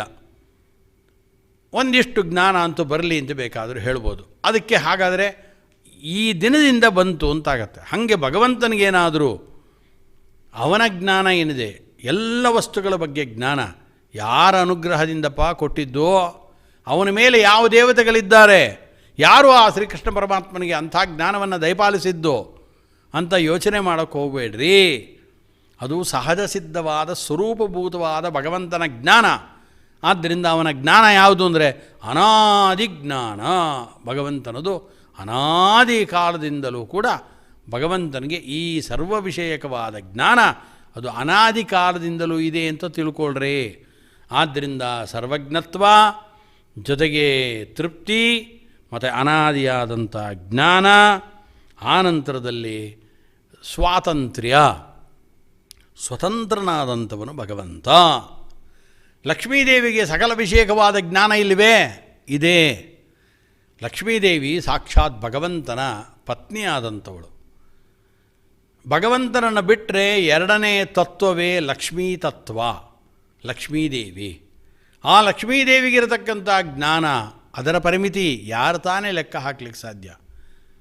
ಅನಾದಿ ಕಾಲದಿಂದ ಎಲ್ಲ ವಿಧವಾದ ದೇಶಗಳಲ್ಲೂ ಅನಾದಿ ಕಾಲದಿಂದ ಇರತಕ್ಕಂಥ ಲಕ್ಷ್ಮೀದೇವಿ ಇದ್ದಾಳಲ್ಲ, ಅವಳ ಜ್ಞಾನವೂ ಕೂಡ ಅಪರಿಮಿತವಾದ ಜ್ಞಾನ ಅದು. ಆದರೆ ಆ ಜ್ಞಾನ ಲಕ್ಷ್ಮೀದೇವಿಗೆ ಒದಗಿಸಿಕೊಟ್ಟಂಥವನು ಯಾರು ಅಂದರೆ ಭಗವಂತ. ಆದ್ದರಿಂದ ಭಗವಂತನಲ್ಲಿ ಇರುವ ಜ್ಞಾನ, ಇರುವ ಶಕ್ತಿ ಸಾಮರ್ಥ್ಯಗಳು ಇದೆಲ್ಲ ಅದು ಸ್ವತಂತ್ರವಾದದ್ದು. ಆದರೆ ಲಕ್ಷ್ಮೀದೇವಿಯಲ್ಲಿರುವಂಥ ಜ್ಞಾನ ಸ್ವತಂತ್ರವಾದದ್ದಲ್ಲ, ಭಗವಂತನಿಂದ ಆಯತ್ತವಾದದ್ದು, ಭಗವಂತ ಕೊಟ್ಟಿದ್ದು. ಬ್ರಹ್ಮದೇವರಿಗೆ ಇಡೀ ಬ್ರಹ್ಮಾಂಡದ ಒಳಗಡೆ ಸೃಷ್ಟಿ ಮಾಡು ಅಂತಂದ. ಬ್ರಹ್ಮದೇವರಿಗೆ ನವವಿಧವಾದ ಸೃಷ್ಟಿಯನ್ನು ಮಾಡಿದ್ರು ಬ್ರಹ್ಮದೇವರು. ಪ್ರಕೃತಿಯಿಂದ ಮಹತ್ತತ್ವ, ಅಹಂಕಾರ ತತ್ವ, ಪಂಚಭೂತಗಳು, ಸೂಕ್ಷ್ಮಗಳು, ಪಂಚಭೂತಗಳು, ತಮಸ್ಸು, ಮೋಹ, ಮಹಾಮೋಹ, ತಾಮಿಸ್ರ, ಅಂಧತಾಮಿಸ್ರ ಎಂಬತಕ್ಕಂಥ ಈ ಮಾಯಾ ಅನ್ನೋದು ಪಂಚವಿಧವಾದ ಮಾಯೆಗಳು, ಇದನ್ನೆಲ್ಲ ಸೃಷ್ಟಿ ಮಾಡಿದ. ಪ್ರಾಕೃತ ಸೃಷ್ಟಿ ಅಂತಂತಾರೆ, ವೈಕೃತ ಸೃಷ್ಟಿ ಅಂತ ಮತ್ತಂತಾರೆ, ಭಾಗವತದಲ್ಲಿ ತಿಳಿಸ್ತಾರೆ. ಅನಂತರ ಈ ಎಲ್ಲ ವಿಧವಾದ ಸೃಷ್ಟಿಯನ್ನು ಬ್ರಹ್ಮಾಂಡದ ಒಳಗಡೆ ಬ್ರಹ್ಮದೇವರು ಮಾಡ್ತಾರೆ ಅಂತಾರೆ. ಸ್ವಾತಂತ್ರ್ಯ ಇದೆಯಾ? ಇಲ್ಲ. ಎಲ್ಲ ಭಗವಂತ ಕೊಟ್ಟಿದ್ದು. ಏನು ಮಾಡಬೇಕು ಅಂತಲೇ ಗೊತ್ತಾಗಲಿಲ್ಲ. ಬ್ರಹ್ಮದೇವರು ಉತ್ಪತ್ತಿ ಆದ ನಂತರದಲ್ಲಿ ಸೃಷ್ಟಿ ಮಾಡು ಜಗತ್ತನ್ನು, ಹೆಂಗೆ ಮಾಡೋದು ಗೊತ್ತಿಲ್ಲ, ಏನು ಮಾಡಬೇಕು ಗೊತ್ತಿಲ್ಲ. ಭಗವಂತನೇ ಅವನಿಗೆ ಸಾಮರ್ಥ್ಯವನ್ನು ಕೊಡಬೇಕು ಅಂತಾಯಿತು. ಆದ್ದರಿಂದ ಭಗವಂತನಿಗೆ ಸಾಮರ್ಥ್ಯ ಕೊಟ್ಟವರು ಯಾರು? ಯಾರಿಲ್ಲ. ಅವನು ಸ್ವತಂತ್ರ, ಸ್ವರಾಟ್ ಅಂತ ಕರೆಯೋದಕ್ಕೋಸ್ಕರ ಇದನ್ನೇ ಹೇಳಿದ್ದು. ಜನ್ಮಾದ್ಯಸ್ಯ ಯತೋನ್ಮಯಾತ್ ಇತರತಶ್ಚಾರ್ಥೇ ಸ್ವಭಿಘ್ನ ಸ್ವರಾಟ್. ಈ ವಿಚಾರಗಳನ್ನೇ ಅಲ್ಲಿ ಹೇಳಿದ್ದು ನೋಡಿ. ಇದೆಲ್ಲವನ್ನು ಸೇರಿಸಿದರಲ್ಲಿ ಜನ್ಮಾದ್ಯಸ್ಯ ಯತೋನ್ಮಯಾತ್, ಭಾಗವತದಲ್ಲಿ ಆರಂಭದಲ್ಲೇ ಜನ್ಮಾದ್ಯಸ್ಯ ಯತಃ, ಇಡೀ ಜಗತ್ತಿನ ಸೃಷ್ಟ್ಯಾದಿಗಳನ್ನು ಮಾಡ್ತಾ ಇದ್ದಾನೆ ಭಗವಂತ. ಇದೇ ಶ್ಲೋಕದ ವ್ಯಾಖ್ಯಾನ. ಜನ್ಮಾದ್ಯಸ್ಯ ಯತಃ, ಇಡೀ ಜನ್ಮಾದ್ಯಸ್ಯ ಯತೋನ್ಮಯಾತ್ ಇತರತಶ್ಚ ಅರ್ಥೇಷು ಅಭಿಜ್ಞ, ಸಕಲ ಪದಾರ್ಥಗಳ ಸರ್ವಜ್ಞತ್ವ ಅವನಿಗಿದೆ. ಸ್ವರಾಟ್, ಸ್ವತಂತ್ರನಾದಂಥವನು, ಅದನ್ನೇ ತಿಳಿಸಿದ್ದು. ಆನಂತರದಲ್ಲಿ ಭಗವಂತನಿಗೆ ಇನ್ನೇನಿದೆಯಪ್ಪ ಅಂತಂದರೆ ಅನಾದಿಯಾದ ಜ್ಞಾನ, ಸ್ವಾತಂತ್ರ್ಯ, ಮತ್ತು ಅವನ ಸಾಮರ್ಥ್ಯ ಇದೆಯಲ್ಲ, ಆ ಸಾಮರ್ಥ್ಯ ಭಗವಂತನಿಗೆ ಇಲ್ಲ ಅಂತ ಹೇಳಿಲ್ಲ, ಇದೆ. ಇಷ್ಟು ವರ್ಷ ಇರುತ್ತೆ, ಆಮೇಲೆ ಆ ಸಾಮರ್ಥ್ಯ ಹೊರಟೋಗುತ್ತೆ ಅಂತೀವಿ ನಾವು. ಒಂದು ಲೈಟು, ಒಂದು ದೀಪ ಇದ್ದರೆ ಅದು ಇಷ್ಟು ಹೊತ್ತು ಉರಿಯುತ್ತೆ, ಎಣ್ಣೆ ಖಾಲಿ ಆದ ಕೂಡಲೇ ಹೊರಟೋಗ್ಬಿಡುತ್ತೆ. ಕರೆಂಟ್ ಹೋಯಿತು ಅಂದರೆ ಆ ದೀಪ ಹೊರಟೋಗುತ್ತೆ. ಆ ದೀಪ ಬೆಳಗುವ, ಬಲ್ಪುಗಳು ಬೆಳಗುವ ಶಕ್ತಿ ಮುಗಿದೋದ್ರೆ ಅದು ಆಫ್ ಆಗಿಬಿಡುತ್ತೆ. ಅಥವಾ ಯಾವುದೇ ವಿಧವಾದಂಥ ವಿದ್ಯುತ್ ಉಪಕರಣಗಳಿರ್ಬೋದು, ಅವಕ್ಕೆ ಒಂದು ಸಮಯ ಅಂತಿದೆ, ಒಂದು ಮಿತಿ ಅಂತಿದೆ. ಅಲ್ಲಿ ತನಕ ಮಾತ್ರ ಇರುತ್ತವೆ, ಅದಾದ ನಂತರದಲ್ಲಿ ಹೋಗಿಬಿಡುತ್ತವೆ. ಶಿಕ್ಷಾಕ್ಷಯಂ ಗಚ್ಚತಿ ಕಾಲಪರ್ಯಯಾತ್ ಸುಬದ್ಧ ಮೂಲ ನಿಪತಂತಿ ಪಾದಪಾಹ ಜಲಂ ಜಲಸ್ಥಾನ ಗದಂಚ ಶುಷ್ಯತಿ ಅಂತಂತಾರೆ. ದೊಡ್ಡ ದೊಡ್ಡ ಮರಗಳು ಕಾಲ ಆಯಿತು ಅಂದರೆ ಹೊರಟೋಗ್ಬಿಡುತ್ತವೆ. ಭಾರೀ ದೊಡ್ಡ ದೊಡ್ಡ ಕೆರೆಗಳು, ಈ ಕೆರೆ ಏನೂ ಆಗಲ್ಲ ಅಂತ ಇದ್ದವರು ಕೆರೆಗಳೇ ಹೊರಟೋಗುತ್ತವೆ. ನದಿಗಳು ಬತ್ತಿ ಹೋಗುತ್ತವೆ, ಸಮುದ್ರದಲ್ಲಿ ನೀರು ಕಡಿಮೆ ಆಗಿಬಿಡುತ್ತವೆ, ಒಂದು ಉಕ್ಕೆ ಇರುತ್ತೆ. ಹೀಗೆ ಬದಲಾವಣೆಗಳು ಎಲ್ಲದರಲ್ಲೂ ಆಗ್ತಾ ಇರುತ್ತವೆ. ಹಾಗೆ ಭಗವಂತನ ಸಾಮರ್ಥ್ಯ ಏನಿದೆ, ಇಡೀ ಜಗತ್ತಿನ ಸೃಷ್ಟಿ ಮಾಡ್ದ, ಸ್ಥಿತಿ ಮಾಡ್ದ, ಅದು ಇವತ್ತಿನಿಂದ ಪ್ರಾರಂಭವಾಗಿದೆ ಅಲ್ಲ, ಯಾವತ್ತಿನಿಂದಲೂ ಆ ಭಗವಂತನಲ್ಲಿ ಆ ಸಾಮರ್ಥ್ಯ ಇದೆ. ಅಲ್ಲ, ಈ ಸಾಮರ್ಥ್ಯ ಎಂದು ಹೊರಟೋಗ್ಬಿಡುತ್ತೇನಪ್ಪ ಅಂತ ಅಂದ್ಕೊಳ್ಬೇಡಿ. ಸದಾತನ ಸಾಮರ್ಥ್ಯಂ, ಸರ್ವಕಾಲದಲ್ಲೂ ಇರತಕ್ಕಂಥ ಸಾಮರ್ಥ್ಯ ಭಗವಂತನಲ್ಲಿ ಇದೆ. ಆದ್ದರಿಂದ ಅದೊಂದು ದೊಡ್ಡ ಭಗವಂತನ ಗುಣ ಅಂತಂತಾರೆ. ಹಾಗೆಯೇ ಜೊತೆಗೆ ಅಮಿತವಾದ ಶಕ್ತಿ, ಒಂದೊಂದು ವಿಚಾರದಲ್ಲೂ ಭಗವಂತನಿರುವ ಶಕ್ತಿ ಏನಿದೆ ಅದನ್ನೇ ನಾವು ಸಾಮರ್ಥ್ಯ ಅಂತ, ಶಕ್ತಿ ಅಂತ ಕರಿತೀವಿ. ಅದಕ್ಕೂ ಕೂಡ ಮಿತಿ ಇದೆಯಾ ಅಂದರೆ ಮಿತಿ ಇಲ್ಲ, ಅಮಿತವಾದ ಶಕ್ತಿ ಇದೆ. ಔದಾರ್ಯ, ನಮಗೆ ನೋಡಿ ಔದಾರ್ಯ ಇದೆಯಾ? ಇದೆ. ಇಂಥ ದಿನ ಭಿಕ್ಷುಕರು ಬಂದರೆ ಇವತ್ತನ್ನು ಮಾತ್ರ ಕೊಡ್ತೀನಿ, ನಾಳೆ ಬಂದರೆ ಕೊಡೋದಿಲ್ಲ ಅಂದ್ವಿ ನಾವು. ಅಥವಾ ಕೊಡ್ತಾಯಿದ್ರು ಅಷ್ಟೇ, ಕೊಡೋಟ್ಟು ಕೊಟ್ಟೆ ಕೈಯಲ್ಲಿರೋದೆಲ್ಲ ಖಾಲಿ ಆಗೋಯ್ತು, ನನಗೇ ಇಲ್ಲ, ನಮ್ಮ ಮನೆಗೇ ಇಲ್ಲ ಅಂತೀವಿ ನಾವು. ಆದ್ದರಿಂದ ನಮ್ಮ ಯಾವುದೇ ವಿಧವಾದ ಗುಣಗಳಿರ್ಬೋದು, ಶಕ್ತಿ ಇರ್ಬೋದು, ಅದು ಮಿತ. ಬ್ರಹ್ಮದೇವರು ಹೇಳ್ತಾರೆ, ನನಗೆ ಮೋಕ್ಷ ಕೊಟ್ಬಿಡು ಅಂತಂದರು. ಮೋಕ್ಷ ಕೊಟ್ಟರೆ ಯಾರೂ ಅಲ್ಲ, ಮೋಕ್ಷದಸ್ತು ಜನಾರ್ದನ. ಮೋಕ್ಷವನ್ನು ಕೊಡೋದು ಭಗವಂತನಾದ ಜನಾರ್ದನ ಮಾತ್ರ. ನಮ್ಮ ಶಕ್ತಿ ಸಾಮರ್ಥ್ಯಗಳಿಗೂ ಇತಿಮಿತಿ ಇದೆ. ಆದ್ದರಿಂದ ಹಿರಣ್ಯಕಶಿಪು ಇರ್ಬೋದು, ಹಿರಣ್ಯಾಕ್ಷ ಇರ್ಬೋದು, ರಾವಣ, ಕುಂಭಕರ್ಣ, ಯಾರೇನು ಬ್ರಹ್ಮದೇವರನ್ನು ಕುರಿತು ತಪಸ್ಸು ಮಾಡಿ ಬೇಕಾದ ವರ ಕೇಳು ಅಂತ ಹೇಳಿದಾಗ ನಾನು ಅವಧ್ಯತ್ವ ವರ ಕೊಟ್ಬಿಡು, ನಾನು ಸಾಯಲೇಬಾರ್ದು ಅಂದರೆ ಇಲ್ಲ, ಅದು ಕೊಡ್ಲಿಕ್ಕೆ ಬರೋಲ್ಲ. ನನ್ನ ಶಕ್ತಿಗೆ, ವರ ಕೊಡೋ ಶಕ್ತಿಗೆ ಮಿತಿ ಇದೆ, ಆದರೆ ಭಗವಂತನಿಗೆ ಮಿತಿ ಇಲ್ಲ. ಆದ್ದರಿಂದ ಅಮಿತವಾದ ಶಕ್ತಿಯನ್ನು ಪಡೆದಂಥವನು ಭಗವಂತ. ಈ 6 ವಿಧವಾದ ಷಡಂಗಗಳನ್ನು ಭಗವಂತನ ಬಗ್ಗೆ ತಿಳಿದುಕೊಂಡು, ಅರ್ಥಾತ್ 6 ಅದ್ಭುತವಾದ ಗುಣಗಳನ್ನು ಭಗವಂತನಲ್ಲಿ ತಿಳಿದುಕೊಂಡ್ರೆ ಇನ್ನು ಭಗವಂತನಲ್ಲಿ ವಿಶೇಷವಾಗಿ ತಿಳ್ಕೊಳ್ಬೇಕಾದ್ದು ಅಂತ ಯಾವುದೂ ಇರಲ್ಲ. ಇದರಿಂದಲೇ ಎಲ್ಲವೂ ಗತಾರ್ಥವಾಗಿ ಹೋಗುತ್ತೆ. ಆದ್ದರಿಂದ ಸಪ್ತ ಸೂಕ್ಷ್ಮಗಳು ಹೇಳಿದ್ರು. ಷಡಂಗಂಚ ಮಹೇಶ್ವರಂ ಪ್ರಧಾನ ವಿನಿಯೋಗಸ್ಥ. ಆ ಪ್ರಧಾನ ಅಂದರೆ ಪ್ರಕೃತಿ. ಆ ಪ್ರಕೃತಿ ಇದೆಯಲ್ಲ, ಅದರ ಏನು ವಿನಿಯೋಗ ಇದೆ, ಅದರ ಒಂದು ಶಕ್ತಿ ಸಾಮರ್ಥ್ಯ, ಅದನ್ನು ಕೂಡ ನಾವು ಏನಾದರೂ ತಿಳ್ಕೊಳ್ತು ಅಂತಂದರೆ ಆವಾಗ ತಿಳಿದಂಥ ವ್ಯಕ್ತಿ ಪರಂಬ್ರಹ್ಮಾಧಿಗಚ್ಚತಿ, ಪರಬ್ರಹ್ಮನನ್ನು ಹೊಂತಾನೆ ಅಂತ ತಿಳಿಸಿದ್ರದು. ಆದ್ದರಿಂದ ಮೂಲ ಪ್ರಕೃತಿಯ ಈ ಸೃಷ್ಟಿ ವ್ಯಾಪಾರವನ್ನು ಸರಿಯಾಗಿ ತಿಳಿದವನು ಅಂತಂತ. ಅಂದರೆ ಮೂಲ ಪ್ರಕೃತಿಯ ಸೃಷ್ಟಿ ವ್ಯಾಪಾರವನ್ನು ಸರಿಯಾಗಿ ತಿಳಿದವನು ಅಂದರೆ ಅದು ಇಲ್ಲಿ ಪ್ರಕೃತವಾದದ್ದು. ಅರ್ಥಾತ್ ಮೂಲ ಪ್ರಕೃತಿ ಸ್ವತಂತ್ರವಾಗಿ ತಾನೇ ಈ ಸೃಷ್ಟಿಯನ್ನು ಮಾಡ್ತಾ ಇಲ್ಲ, ಭಗವಂತ ಮಾಡ್ತಾ ಇದ್ದಾನೆ, ಇದನ್ನು ಅವಲಂಬಿಸ್ಕೊಳ್ತಾ ಇದ್ದಾನೆ. ಅರ್ಥಾತ್ ಇದರ ಅನುಗ್ರಹಕ್ಕೋಸ್ಕರವಾಗಿ ಸ್ವೀಕಾರ ಮಾಡ್ತಾ ಇದ್ದಾನೆ ಅಷ್ಟೇ ಅಂಥೇಳಿ ಮೂಲ ಪ್ರಕೃತಿಯ ಸೃಷ್ಟಿಯ ವ್ಯಾಪಾರವನ್ನು ಸರಿಯಾಗಿ ತಿಳಿದ ವ್ಯಕ್ತಿ ಪರಬ್ರಹ್ಮಾಧಿಗಚ್ಚತಿ, ಅರ್ಥಾತ್ ಮೋಕ್ಷವನ್ನು ಪಡೀತಾನೆ ಅಂತ ಋಗ್ವೇದದ ಕಿಲದಲ್ಲಿ ಈ ವಾಕ್ಯಗಳನ್ನು ಹೇಳಿದ್ದಾರೆ. ಆದ್ದರಿಂದ ಭಗವಂತನ ಸಾಮರ್ಥ್ಯ ಅತ್ಯದ್ಭುತವಾದದ್ದು, ಶ್ರೀನಿವಾಸನ ಸಾಮರ್ಥ್ಯ ಅತ್ಯದ್ಭುತವಾದದ್ದು. ಅಂಥ ಶ್ರೀನಿವಾಸನನ್ನು ಸಕಲ ವಿಧದಲ್ಲೂ ಶರಣು ಹೊಂದತಕ್ಕಂಥ ನಾವೇ ಧನ್ಯರು ಅಂತ ತಿಳಿಸ್ತಾ, ಅಂಥ ಶ್ರೀನಿವಾಸನ ಚರಣಾರವಿಂದಗಳಿಗೆ ಈ ಎಲ್ಲ ವಿಧವಾದ ವಾಕ್ಕುಸುಮಗಳನ್ನು ಸಮರ್ಪಣೆ ಮಾಡ್ತಾ ಇದ್ದೇನೆ. ಹರಯೇ ನಮಃ. ಶ್ರೀಕೃಷ್ಣಾರ್ಪಣಮಸ್ತು. ಇಷ್ಟೊತ್ತು ಆಚಾರ್ಯರ ಪ್ರವಚನವನ್ನು ನಾವೆಲ್ಲರೂ ಕೂಡ ಕೇಳಿ ಶ್ರೀಕೃಷ್ಣ ಪರಮಾತ್ಮರ ಒಂದು ಅನುಗ್ರಹಕ್ಕೆ ಪಾತ್ರರಾಗಿದ್ದೇವೆ. ಪ್ರತಿ ದಿವಸವೂ ಕೂಡ ಈ ಭಗವದ್ಗೀತೆಯ ಪಾರಾಯಣ ಒಂದೇ ಅಲ್ಲದೆ ಪ್ರವಚನೆಯನ್ನು ಕೂಡ ಶ್ರವಣ ಮನನ ನಿಧಿಧ್ಯಾಸಗಳಂತ ಹೇಳಿದ್ದಾರೆ ಉಪನಿಷತ್ತುಗಳಲ್ಲಿ. ಹಾಗಾಗಿ ಮೊದಲನೆಯದಾಗಿ ಶ್ರವಣಂ ನಾವೆಲ್ಲರೂ ಕೂಡ ಮಾಡಲೇಬೇಕು ಎಂಬ ಉದ್ದೇಶದಿಂದ ಪ್ರವಚನೆಯನ್ನು ನಾವೆಲ್ಲರೂ ಕೂಡ ಶ್ರವಣವನ್ನು ಮಾಡಿ ಧನ್ಯರಾಗೋಣ ಅಂತ ಹೇಳಿ ಈಗ 9ನೇ ಅಧ್ಯಾಯದ ಪಾರಾಯಣವನ್ನು ಭಕ್ತಿ ಶ್ರದ್ಧೆಯಿಂದ ಎಲ್ಲರೂ ಕೂಡ ಸಾವಧಾನವಾಗಿ ಶ್ರೀಕೃಷ್ಣ ಪರಮಾತ್ಮರ ಒಂದು ದಿವ್ಯಾನುಗ್ರಹ ಕಾರಕರಾಗೋಣ ಅಂತ ಹೇಳಿ ತಮ್ಮೆಲ್ಲರಲ್ಲಿ ವಿನಂತಿಸಿಕೊಂಡು ಈಗ 9ನೇ ಅಧ್ಯಾಯದ ಪಾರಾಯಣವನ್ನು ಮಾಡೋಣ. ಅಥ ಶ್ರೀಮದ್ಭಗವದ್ಗೀತಾಸು ಉಪನಿಷತ್ಸು ಬ್ರಹ್ಮವಿದ್ಯಾಯಾಂ ಯೋಗಶಾಸ್ತ್ರೇ ಶ್ರೀಕೃಷ್ಣಾರ್ಜುನ ಸಂವಾದೇ ರಾಜವಿದ್ಯಾ ರಾಜಗುಹ್ಯಯೋಗೋ ನಾಮ ನವಮೋऽಧ್ಯಾಯಃ. ಶ್ರೀಭಗವಾನುವಾಚ ಇದಂತು ತೇ ಗುಹ್ಯತಮಂ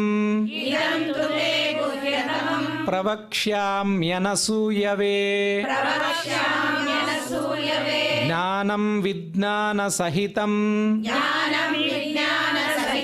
ಯಜ್ಞಾತ್ವಾ ಮೋಕ್ಷಸೇ ಶುಭಾತ್ यज्ञात्वा मोक्षसे शुभात् ರಾಜವಿದ್ಯಾ ರಾಜಗುಹ್ಯಂ राजविद्या राजगुह्यम् ಪವಿತ್ರಮಿದಮುತ್ತಮಂ पवित्रमिदमुत्तमम् ಪ್ರತ್ಯಕ್ಷಾವಗಮಂ ಧರ್ಮ್ಯಂ प्रत्यक्षावगमम् धर्म्यम् ಸುಸುಖಂ ಕರ್ತುಮವ್ಯಯಂ सुसुखम् कर्तव्यम् ಅಶ್ರದ್ಧಧಾನಾಃ ಪುರುಷಾಃ अश्रद्धदानः पुरुषाः ಧರ್ಮಸ್ಯಾಸ್ಯ ಪರಂತಪ धर्मस्यास्य परन्तप ಅಪ್ರಾಪ್ಯ ಮಾಂ ನಿವರ್ತಂತೆ अप्राप्य माम् निवर्तन्ते ಮೃತ್ಯು ಸಂಸಾರವರ್ತ್ಮನಿ मृत्युसंसारवर्त्मनि ಮಯಾ ತತಮಿದಂ ಸರ್ವಂ मया ततमिदम् सर्वम् ಜಗದವ್ಯಕ್ತಮೂರ್ತಿನಾ जगदव्यक्तमूर्तिना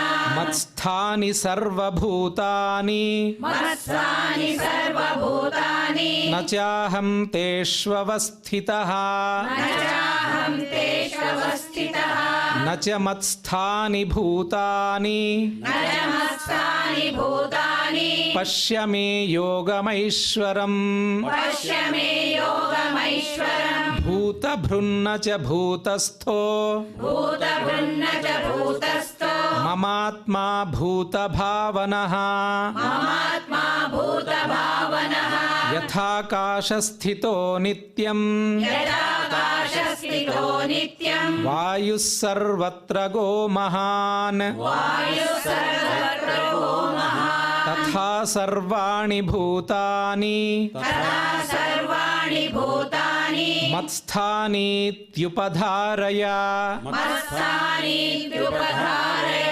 ಸರ್ವಭೂತಾನಿ ಕೌಂತೇಯ सर्वभूतानि कौन्तेय ಪ್ರಕೃತಿಂ ಯಾಂತಿ ಮಾಮಿಕಾಂ प्रकृतिं यान्ति मामिकाम् ಕಲ್ಪಕ್ಷಯೇ ಪುನಸ್ತಾನಿ कल्पक्षये पुनस्तानि ಕಲ್ಪಾದೌ ವಿಸೃಜಾಮ್ಯಹಂ कल्पादौ विसृजाम्यहम् ಪ್ರಕೃತಿಂ ಸ್ವಾಮವಷ್ಟಭ್ಯ प्रकृतिं स्वामवष्टभ्य ವಿಸೃಜಾಮಿ ಪುನಃ ಪುನಃ विसृजामि पुनः पुनः ಭೂತಗ್ರಾಮಮಿಮಂ ಕೃತ್ಸ್ನಂ भूतग्राममिमं कृत्स्नम् ಅವಶಂ ಪ್ರಕೃತೇರ್ವಶಾತ್ अवशं प्रकृते वशात् ನ ಚ ಮಾಂ ತಾನಿ ಕರ್ಮಾಣಿ न च मां तानि कर्माणि ನಿಬಧ್ನಂತಿ ಧನಂಜಯ निबध्नन्ति धनञ्जय ಉದಾಸೀನವದಾಸೀನಂ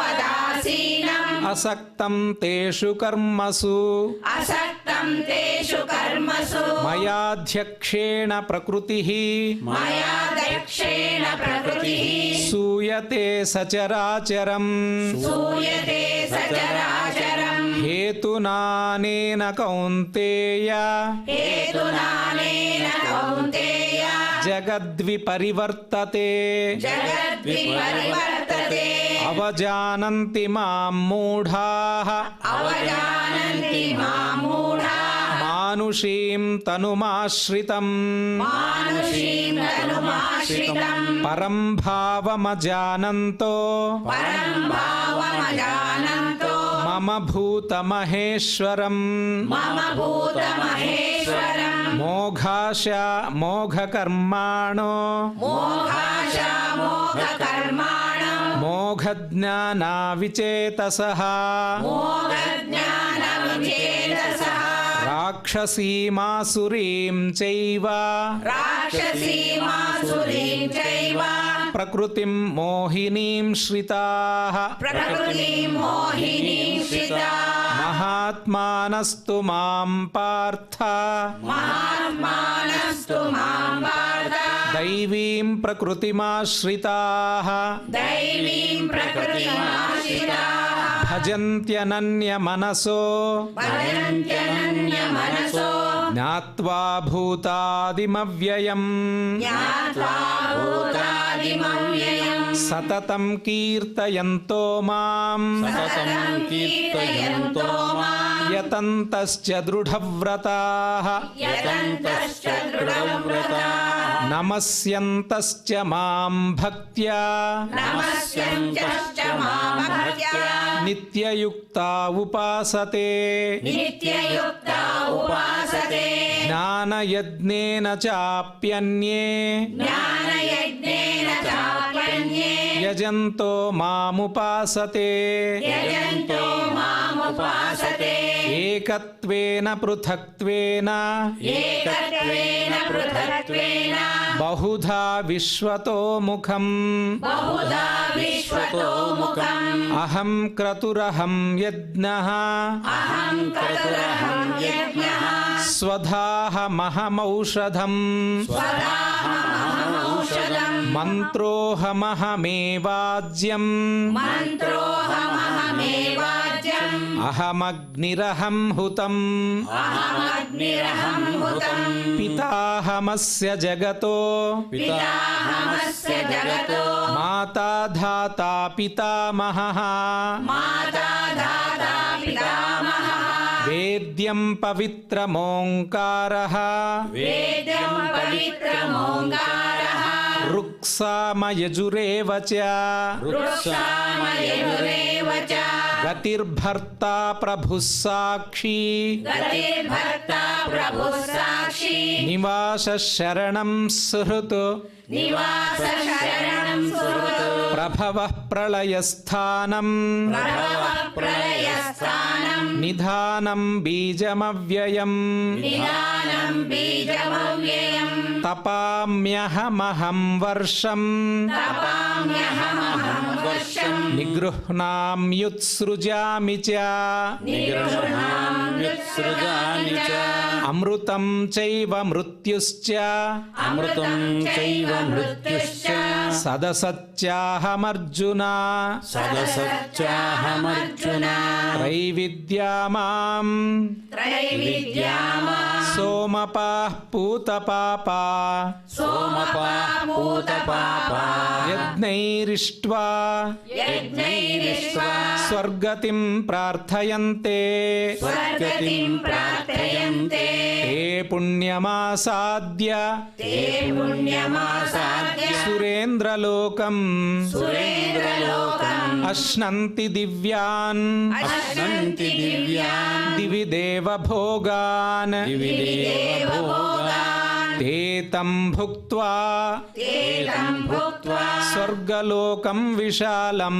ಸ್ವರ್ಗಲೋಕಂ ವಿಶಾಲಂ ಕ್ಷೀಣೇ ಪುಣ್ಯೇ ಕ್ಷೀಣೇ ಪುಣ್ಯೇ ಮರ್ತ್ಯಲೋಕಂ ವಿಶಂತಿ ಮರ್ತ್ಯಲೋಕಂ ವಿಶಂತಿ ಏವಂ ತ್ರಯೀ ಧರ್ಮ ಏವಂ ತ್ರಯೀ ಧರ್ಮ ಮನುಃ ಪ್ರಪನ್ನಾಃ ಮನುಃ ಪ್ರಪನ್ನಾಃ ಗತಾಗತಂ ಗತಾಗತಂ ಕಾಮಕಾಮಾ ಲಭಂತೆ ಕಾಮಕಾಮಾ ಲಭಂತೆ ಅನನ್ಯಾಶ್ಚಿಂತಯಂತೋ ಮಾಂ ಅನನ್ಯಾಸ್ ಚಿಂತಯಂತೋ ಮಾಂ ಯೇ ಜನಾಃ ಪರ್ಯುಪಾಸತೆ ಯೇ ಜನಾಃ ಪರ್ಯುಪಾಸತೆ ತೇಷಾಂ ನಿತ್ಯಾಭಿಯುಕ್ತಾನಾಂ ತೇಷಾಂ ನಿತ್ಯಾಭಿಯುಕ್ತಾನಾಂ ಯೋಗಕ್ಷೇಮಂ ವಹಾಮ್ಯಹಂ ಯೋಗಕ್ಷೇಮಂ ವಹಾಮ್ಯಹಂ ಯೇಪ್ಯನ್ಯದೇವತಾ ಭಕ್ತಾಃ ಯೇಪ್ಯನ್ಯದೇವತಾ ಭಕ್ತಾಃ ಯಜಂತೆ ಶ್ರದ್ಧಯಾನ್ವಿತಾಃ ಯಜಂತೆ ಶ್ರದ್ಧಯಾನ್ವಿತಾಃ ತೇಪಿ ಮಾಮೇವ ಕೌಂತೇಯ ತೇಪಿ ಮಾಮೇವ ಕೌಂತೇಯ ಯಜಂತ್ಯ ವಿಧಿಪೂರ್ವಕಂ ಯಜಂತ್ಯ ವಿಧಿಪೂರ್ವಕಂ ಅಹಂ ಹಿ ಸರ್ವಯಜ್ಞಾನಾಂ ಅಹಂ ಹಿ ಸರ್ವಯಜ್ಞಾನಾಂ ಭೋಕ್ತಾ ಚ ಪ್ರಭುರೇವ ಚ ಭೋಕ್ತಾ ಚ ಪ್ರಭುರೇವ ಚ ನ ತು ಮಾಮಭಿಜಾನಂತಿ ನ ತು ಮಾಮಭಿಜಾನಂತಿ ತತ್ವೇನಾತಸ್ಯ ವಂತಿತೆ ತತ್ವೇನಾತಸ್ಯ ವಂದಿತೆ ಯಾಂತಿ ದೇವವ್ರತಾ ದೇವಾನ್ ಯಾಂತಿ ದೇವವ್ರತಾ ದೇವಾನ್ ಪಿತॄನ್ಯಾಂತಿ ಪಿತೃವ್ರತಾಃ ಪಿತॄನ್ಯಾಂತಿ ಪಿತೃವ್ರತಾಃ ಭೂತಾನಿ ಯಾಂತಿ ಭೂತೇಜ್ಯಾಃ ಭೂತಾನಿ ಯಾಂತಿ ಭೂತೇಜ್ಯಾಃ ಯಾಂತಿ ಮದ್ಯಾಜಿನೋಪಿ ಮಾಂ ಯಾಂತಿ ಮದ್ಯಾಜಿನೋಪಿ ಮಾಂ ಪತ್ರಂ ಪುಷ್ಪಂ ಫಲಂ ತೋಯಂ ಪತ್ರಂ ಪುಷ್ಪಂ ಫಲಂ ತೋಯಂ ಯೋ ಮೇ ಭಕ್ತ್ಯಾ ಪ್ರಯಚ್ಛತಿ ಯೋ ಮೇ ಭಕ್ತ್ಯಾ ಪ್ರಯಚ್ಛತಿ ತದಹಂ ಭಕ್ತ್ಯುಪಹೃತಂ ತದಹಂ ಭಕ್ತ್ಯುಪಹೃತಂ ಅಶ್ನಾಮಿ ಪ್ರಯತಾತ್ಮನಃ ಅಶ್ನಾಮಿ ಪ್ರಯತಾತ್ಮನಃ ಯತ್ಕರೋಷಿ ಯದಶ್ನಾಸಿ ಯತ್ಕರೋಷಿ ಯದಶ್ನಾಸಿ ಯಜ್ಜುಹೋಷಿ ದದಾಸಿ ಯತ್ ಯಜ್ಜುಹೋಷಿ ದದಾಸಿ ಯತ್ ಯತ್ತಪಶ್ಯಸಿ ಕೌಂತೇಯ ಯತ್ತಪಶ್ಯಸಿ ಕೌಂತೇಯ ತತ್ಕುರುಷ್ವ ಮದರ್ಪಣಂ ತತ್ಕುರುಷ್ವ ಮದರ್ಪಣಂ ಶುಭಾಶುಭಫಲೈರೇವಂ ಶುಭಾಶುಭಫಲೈರೇವಂ ಮೋಕ್ಷ್ಯಸೆ ಕರ್ಮಬಂಧನೈಃ ಮೋಕ್ಷಸೆ ಕರ್ಮಬಂಧನೈಃ ಸನ್ಯಾಸಯೋಗಯುಕ್ತಾತ್ಮಾ ಸನ್ಯಾಸಯೋಗಯುಕ್ತಾತ್ಮಾ ವಿಮುಕ್ತೋ ಮಾಮುಪೈಷ್ಯಸಿ ವಿಮುಕ್ತೋ ಮಾಮುಪೈಷ್ಯಸಿ ಸಮೋಹಂ ಸರ್ವಭೂತೇಷು ಸಮೋಹಂ ಸರ್ವಭೂತೇಷು ನ ಮೇ ದ್ವೇಷ್ಯೋಸ್ತಿ ನ ಪ್ರಿಯಃ ನ ಮೇ ದ್ವೇಷೋಸ್ತಿ ನ ಪ್ರಿಯಃ ಯೇ ಭಜಂತಿ ತು ಮಾಂ ಭಕ್ತ್ಯಾ ಯೇ ಭಜಂತಿ ತು ಮಾಂ ಭಕ್ತ್ಯಾ ಮಯಿ ತೇ ತೇಷು ಚಾಪ್ಯಹಂ ಮಯಿ ತೇ ತೇಷು ಚಾಪ್ಯಹಂ ಅಪಿ ಚೇತ್ ಸುದುರಾಚಾರೋ ಅಪಿ ಚೇತ್ ಸುದುರಾಚಾರೋ ಭಜತೆ ಮಾಮನನ್ಯಭಾಕ್ ಭಜತೆ ಮಾಮನನ್ಯಭಾಕ್ ಸಾಧುರೇವ ಸಮಂತವ್ಯಃ ಸಾಧುರೇವ ಸಮಂತವ್ಯಃ ಸಮ್ಯಗ್ ವ್ಯವಸಿತೋ ಹಿ ಸಃ ಸಮ್ಯಕ್ ವ್ಯವಸಿತೋ ಹಿ ಸಃ ಕ್ಷಿಪ್ರಂ ಭವತಿ ಧರ್ಮಾತ್ಮಾ ಕ್ಷಿಪ್ರಂ ಭವತಿ ಧರ್ಮಾತ್ಮಾ ಶಶ್ವಚ್ಛಾಂತಿಂ ನಿಗಚ್ಛತಿ ಶಶ್ವಚ್ಛಾಂತಿಂ ನಿಗಚ್ಚತಿ ಕೌಂತೇಯ ಪ್ರತಿಜಾನೀಹಿ ಕೌಂತೇಯ ಪ್ರತಿಜಾನೀಹಿ ನ ಮೇ ಭಕ್ತಃ ಪ್ರಣಶ್ಯತಿ ನ ಮೇ ಭಕ್ತಃ ಪ್ರಣಶ್ಯತಿ ಮಾಂ ಹಿ ಪಾರ್ಥವ್ಯಪಾಶ್ರಿತ್ಯ ಮಾಹಿ ಪಾರ್ಥವ್ಯಪಾಶ್ರಿತ್ಯ ಏಪಿ ಸ್ಯುಃ ಪಾಪಯೋನಯಃ ಏಪಿ ಸ್ಯುಃ ಪಾಪಯೋನಯಃ ಸ್ತ್ರಿಯೋ ವೈಶ್ಯಾಸ್ತಥಾ ಶೂದ್ರಾಃ ಸ್ತ್ರಿಯೋ ವೈಶ್ಯಾಸ್ತಥಾ ಶೂದ್ರಾಃ ತೇಪಿ ಯಾಂತಿ ಪರಾಂ ಗತಿಂ ತೇಪಿ ಯಾಂತಿ ಪರಾಂ ಗತಿಂ ಕಿಂ ಪುನರ್ಬ್ರಾಹ್ಮಣಾಃ ಪುಣ್ಯಾಃ ಕಿಂ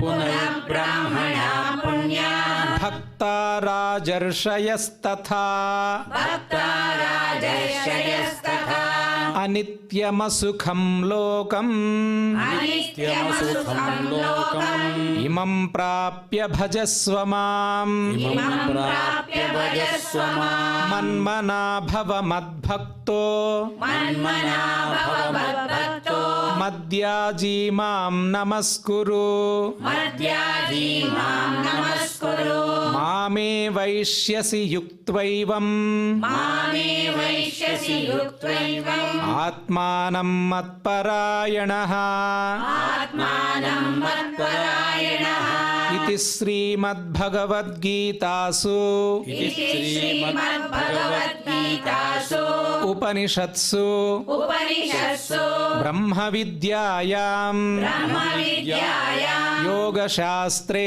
ಯೋಗಶಾಸ್ತ್ರೇ ಶ್ರೀಕೃಷ್ಣಾರ್ಜುನ ಸಂವಾದೇ ಶ್ರೀಕೃಷ್ಣಾರ್ಜುನ ಸಂವಾದೇ ರಾಜವಿದ್ಯಾ ರಾಜಗುಹ್ಯಯೋಗೋ ನಾಮ ರಾಜವಿದ್ಯಾ ರಾಜಗುಹ್ಯೋ ಯೋಗೋ ನಾಮ ನವಮೋऽಧ್ಯಾಯಃ ನವಮೋऽಧ್ಯಾಯಃ ಯತ್ರ ಯೋಗೇಶ್ವರಃ ಕೃಷ್ಣೋ ಯತ್ರ ಯೋಗೇಶ್ವರಃ ಕೃಷ್ಣೋ ಯತ್ರ ಪಾರ್ಥೋ ಧನುರ್ಧರಃ ಯತ್ರ ಪಾರ್ಥೋ ಧನುರ್ಧರಃ ತತ್ರ ಶ್ರೀರ್ವಿಜಯೋ ಭೂತಿಃ ತತ್ರ ಶ್ರೀವಿಜಯೋ ಭೂತಿಃ ಧ್ರುವ ನೀತಿರ್ಮತಿರ್ಮಮ. ಧ್ರುವ ನೀತಿರ್ಮತಿರ್ಮಮ. ತಾವೆಲ್ಲರೂ ಕೂಡ ಈಗ 9ನೇ ಅಧ್ಯಾಯದ ಪಾರಾಯಣವನ್ನು ಮಾಡಿದ್ದೀರಿ. ಆ ಪಾರಾಯಣದ ಶ್ಲೋಕಾಂತರ್ಗತ ಯಾವುದೇ ಒಂದು ಪದಗಳಲ್ಲಿ ನಾವು ತಪ್ಪುಗಳು ಹೇಳಿದ್ದಲ್ಲಿ ನಮಗೆ ಆ ಪರಮಾತ್ಮರ ಒಂದು ಅನುಗ್ರಹದಿಂದ ಕ್ಷಮೆ ಇರಲಿ ಎಂಬ ಉದ್ದೇಶದಿಂದ ಈಗ ಕ್ಷಮಾ ಪ್ರಾರ್ಥನೆಯನ್ನು ನಾವೆಲ್ಲರೂ ಕೂಡ ಮಾಡೋಣ. ಯದಕ್ಷರಪದಭ್ರಷ್ಟಂ ಮಾತ್ರಾಹೀನಂಚ ಯದ್ಭವೇತ್ ತತ್ಸರ್ವಂ ಕ್ಷಮ್ಯತಾಂ ದೇವಾ ನಾರಾಯಣ ನಮೋಸ್ತುತೇ. ಕಾಯೇನ ವಾಚಾ ಮನಸೇಂದ್ರಿಯೈರ್ವಾ ಬುದ್ಧ್ಯಾತ್ಮನಾ ವಾ ಪ್ರಕೃತೆ ಸ್ವಭಾವಾತ್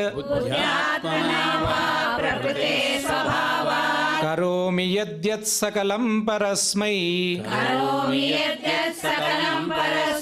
ನಾರಾಯಣಾಯೇತಿ ಸಮರ್ಪಯಾಮಿ. ಲೋಕಕ್ಷೇಮ ಪ್ರಾರ್ಥನೆಯನ್ನು ಮಾಡೋಣ. ಸರ್ವೇ ಭವಂತು ಸುಖಿನಃ ಸರ್ವೇ ಸಂತು ನಿರಾಮಯಾಃ ಸರ್ವೇ ಭದ್ರಾಣಿ ಪಶ್ಯಂತು ಮಾ ಕಶ್ಚಿತ್ ದುಃಖ ಭಾಗ್ ಭವೇತ್. ಇವತ್ತು ಶ್ರೀನಿವಾಸ ದೇವರ ಒಂದು ಪ್ರಾರ್ಥನೆಯನ್ನು ಮಾಡೋಣ. ಭಕ್ತಿ ಶ್ರದ್ಧೆಯಿಂದ ಮನದಲ್ಲಿ ನಮ್ಮ ಹೃದಯದಲ್ಲಿ ಕೂಡ ಶ್ರೀನಿವಾಸನನ್ನು ಪ್ರಾರ್ಥಿಸಿ ಈ ಶ್ಲೋಕವನ್ನು ಹೇಳೋಣ. ಶ್ರಿಯಃ ಕಾಂತಾಯ ಕಲ್ಯಾಣ ನಿಧಯೇ ನಿಧಯೇರ್ಥಿನಾಂ ಶ್ರೀ ವೆಂಕಟ ನಿವಾಸಾಯ ಶ್ರೀನಿವಾಸಾಯ ಮಂಗಳಂ. ಶ್ರೀ ವೆಂಕಟ ನಿವಾಸಾಯ ಶ್ರೀನಿವಾಸಾಯ ಮಂಗಳಂ. ಶ್ರೀ ಶ್ರೀನಿವಾಸಾಯ ಮಂಗಳಂ.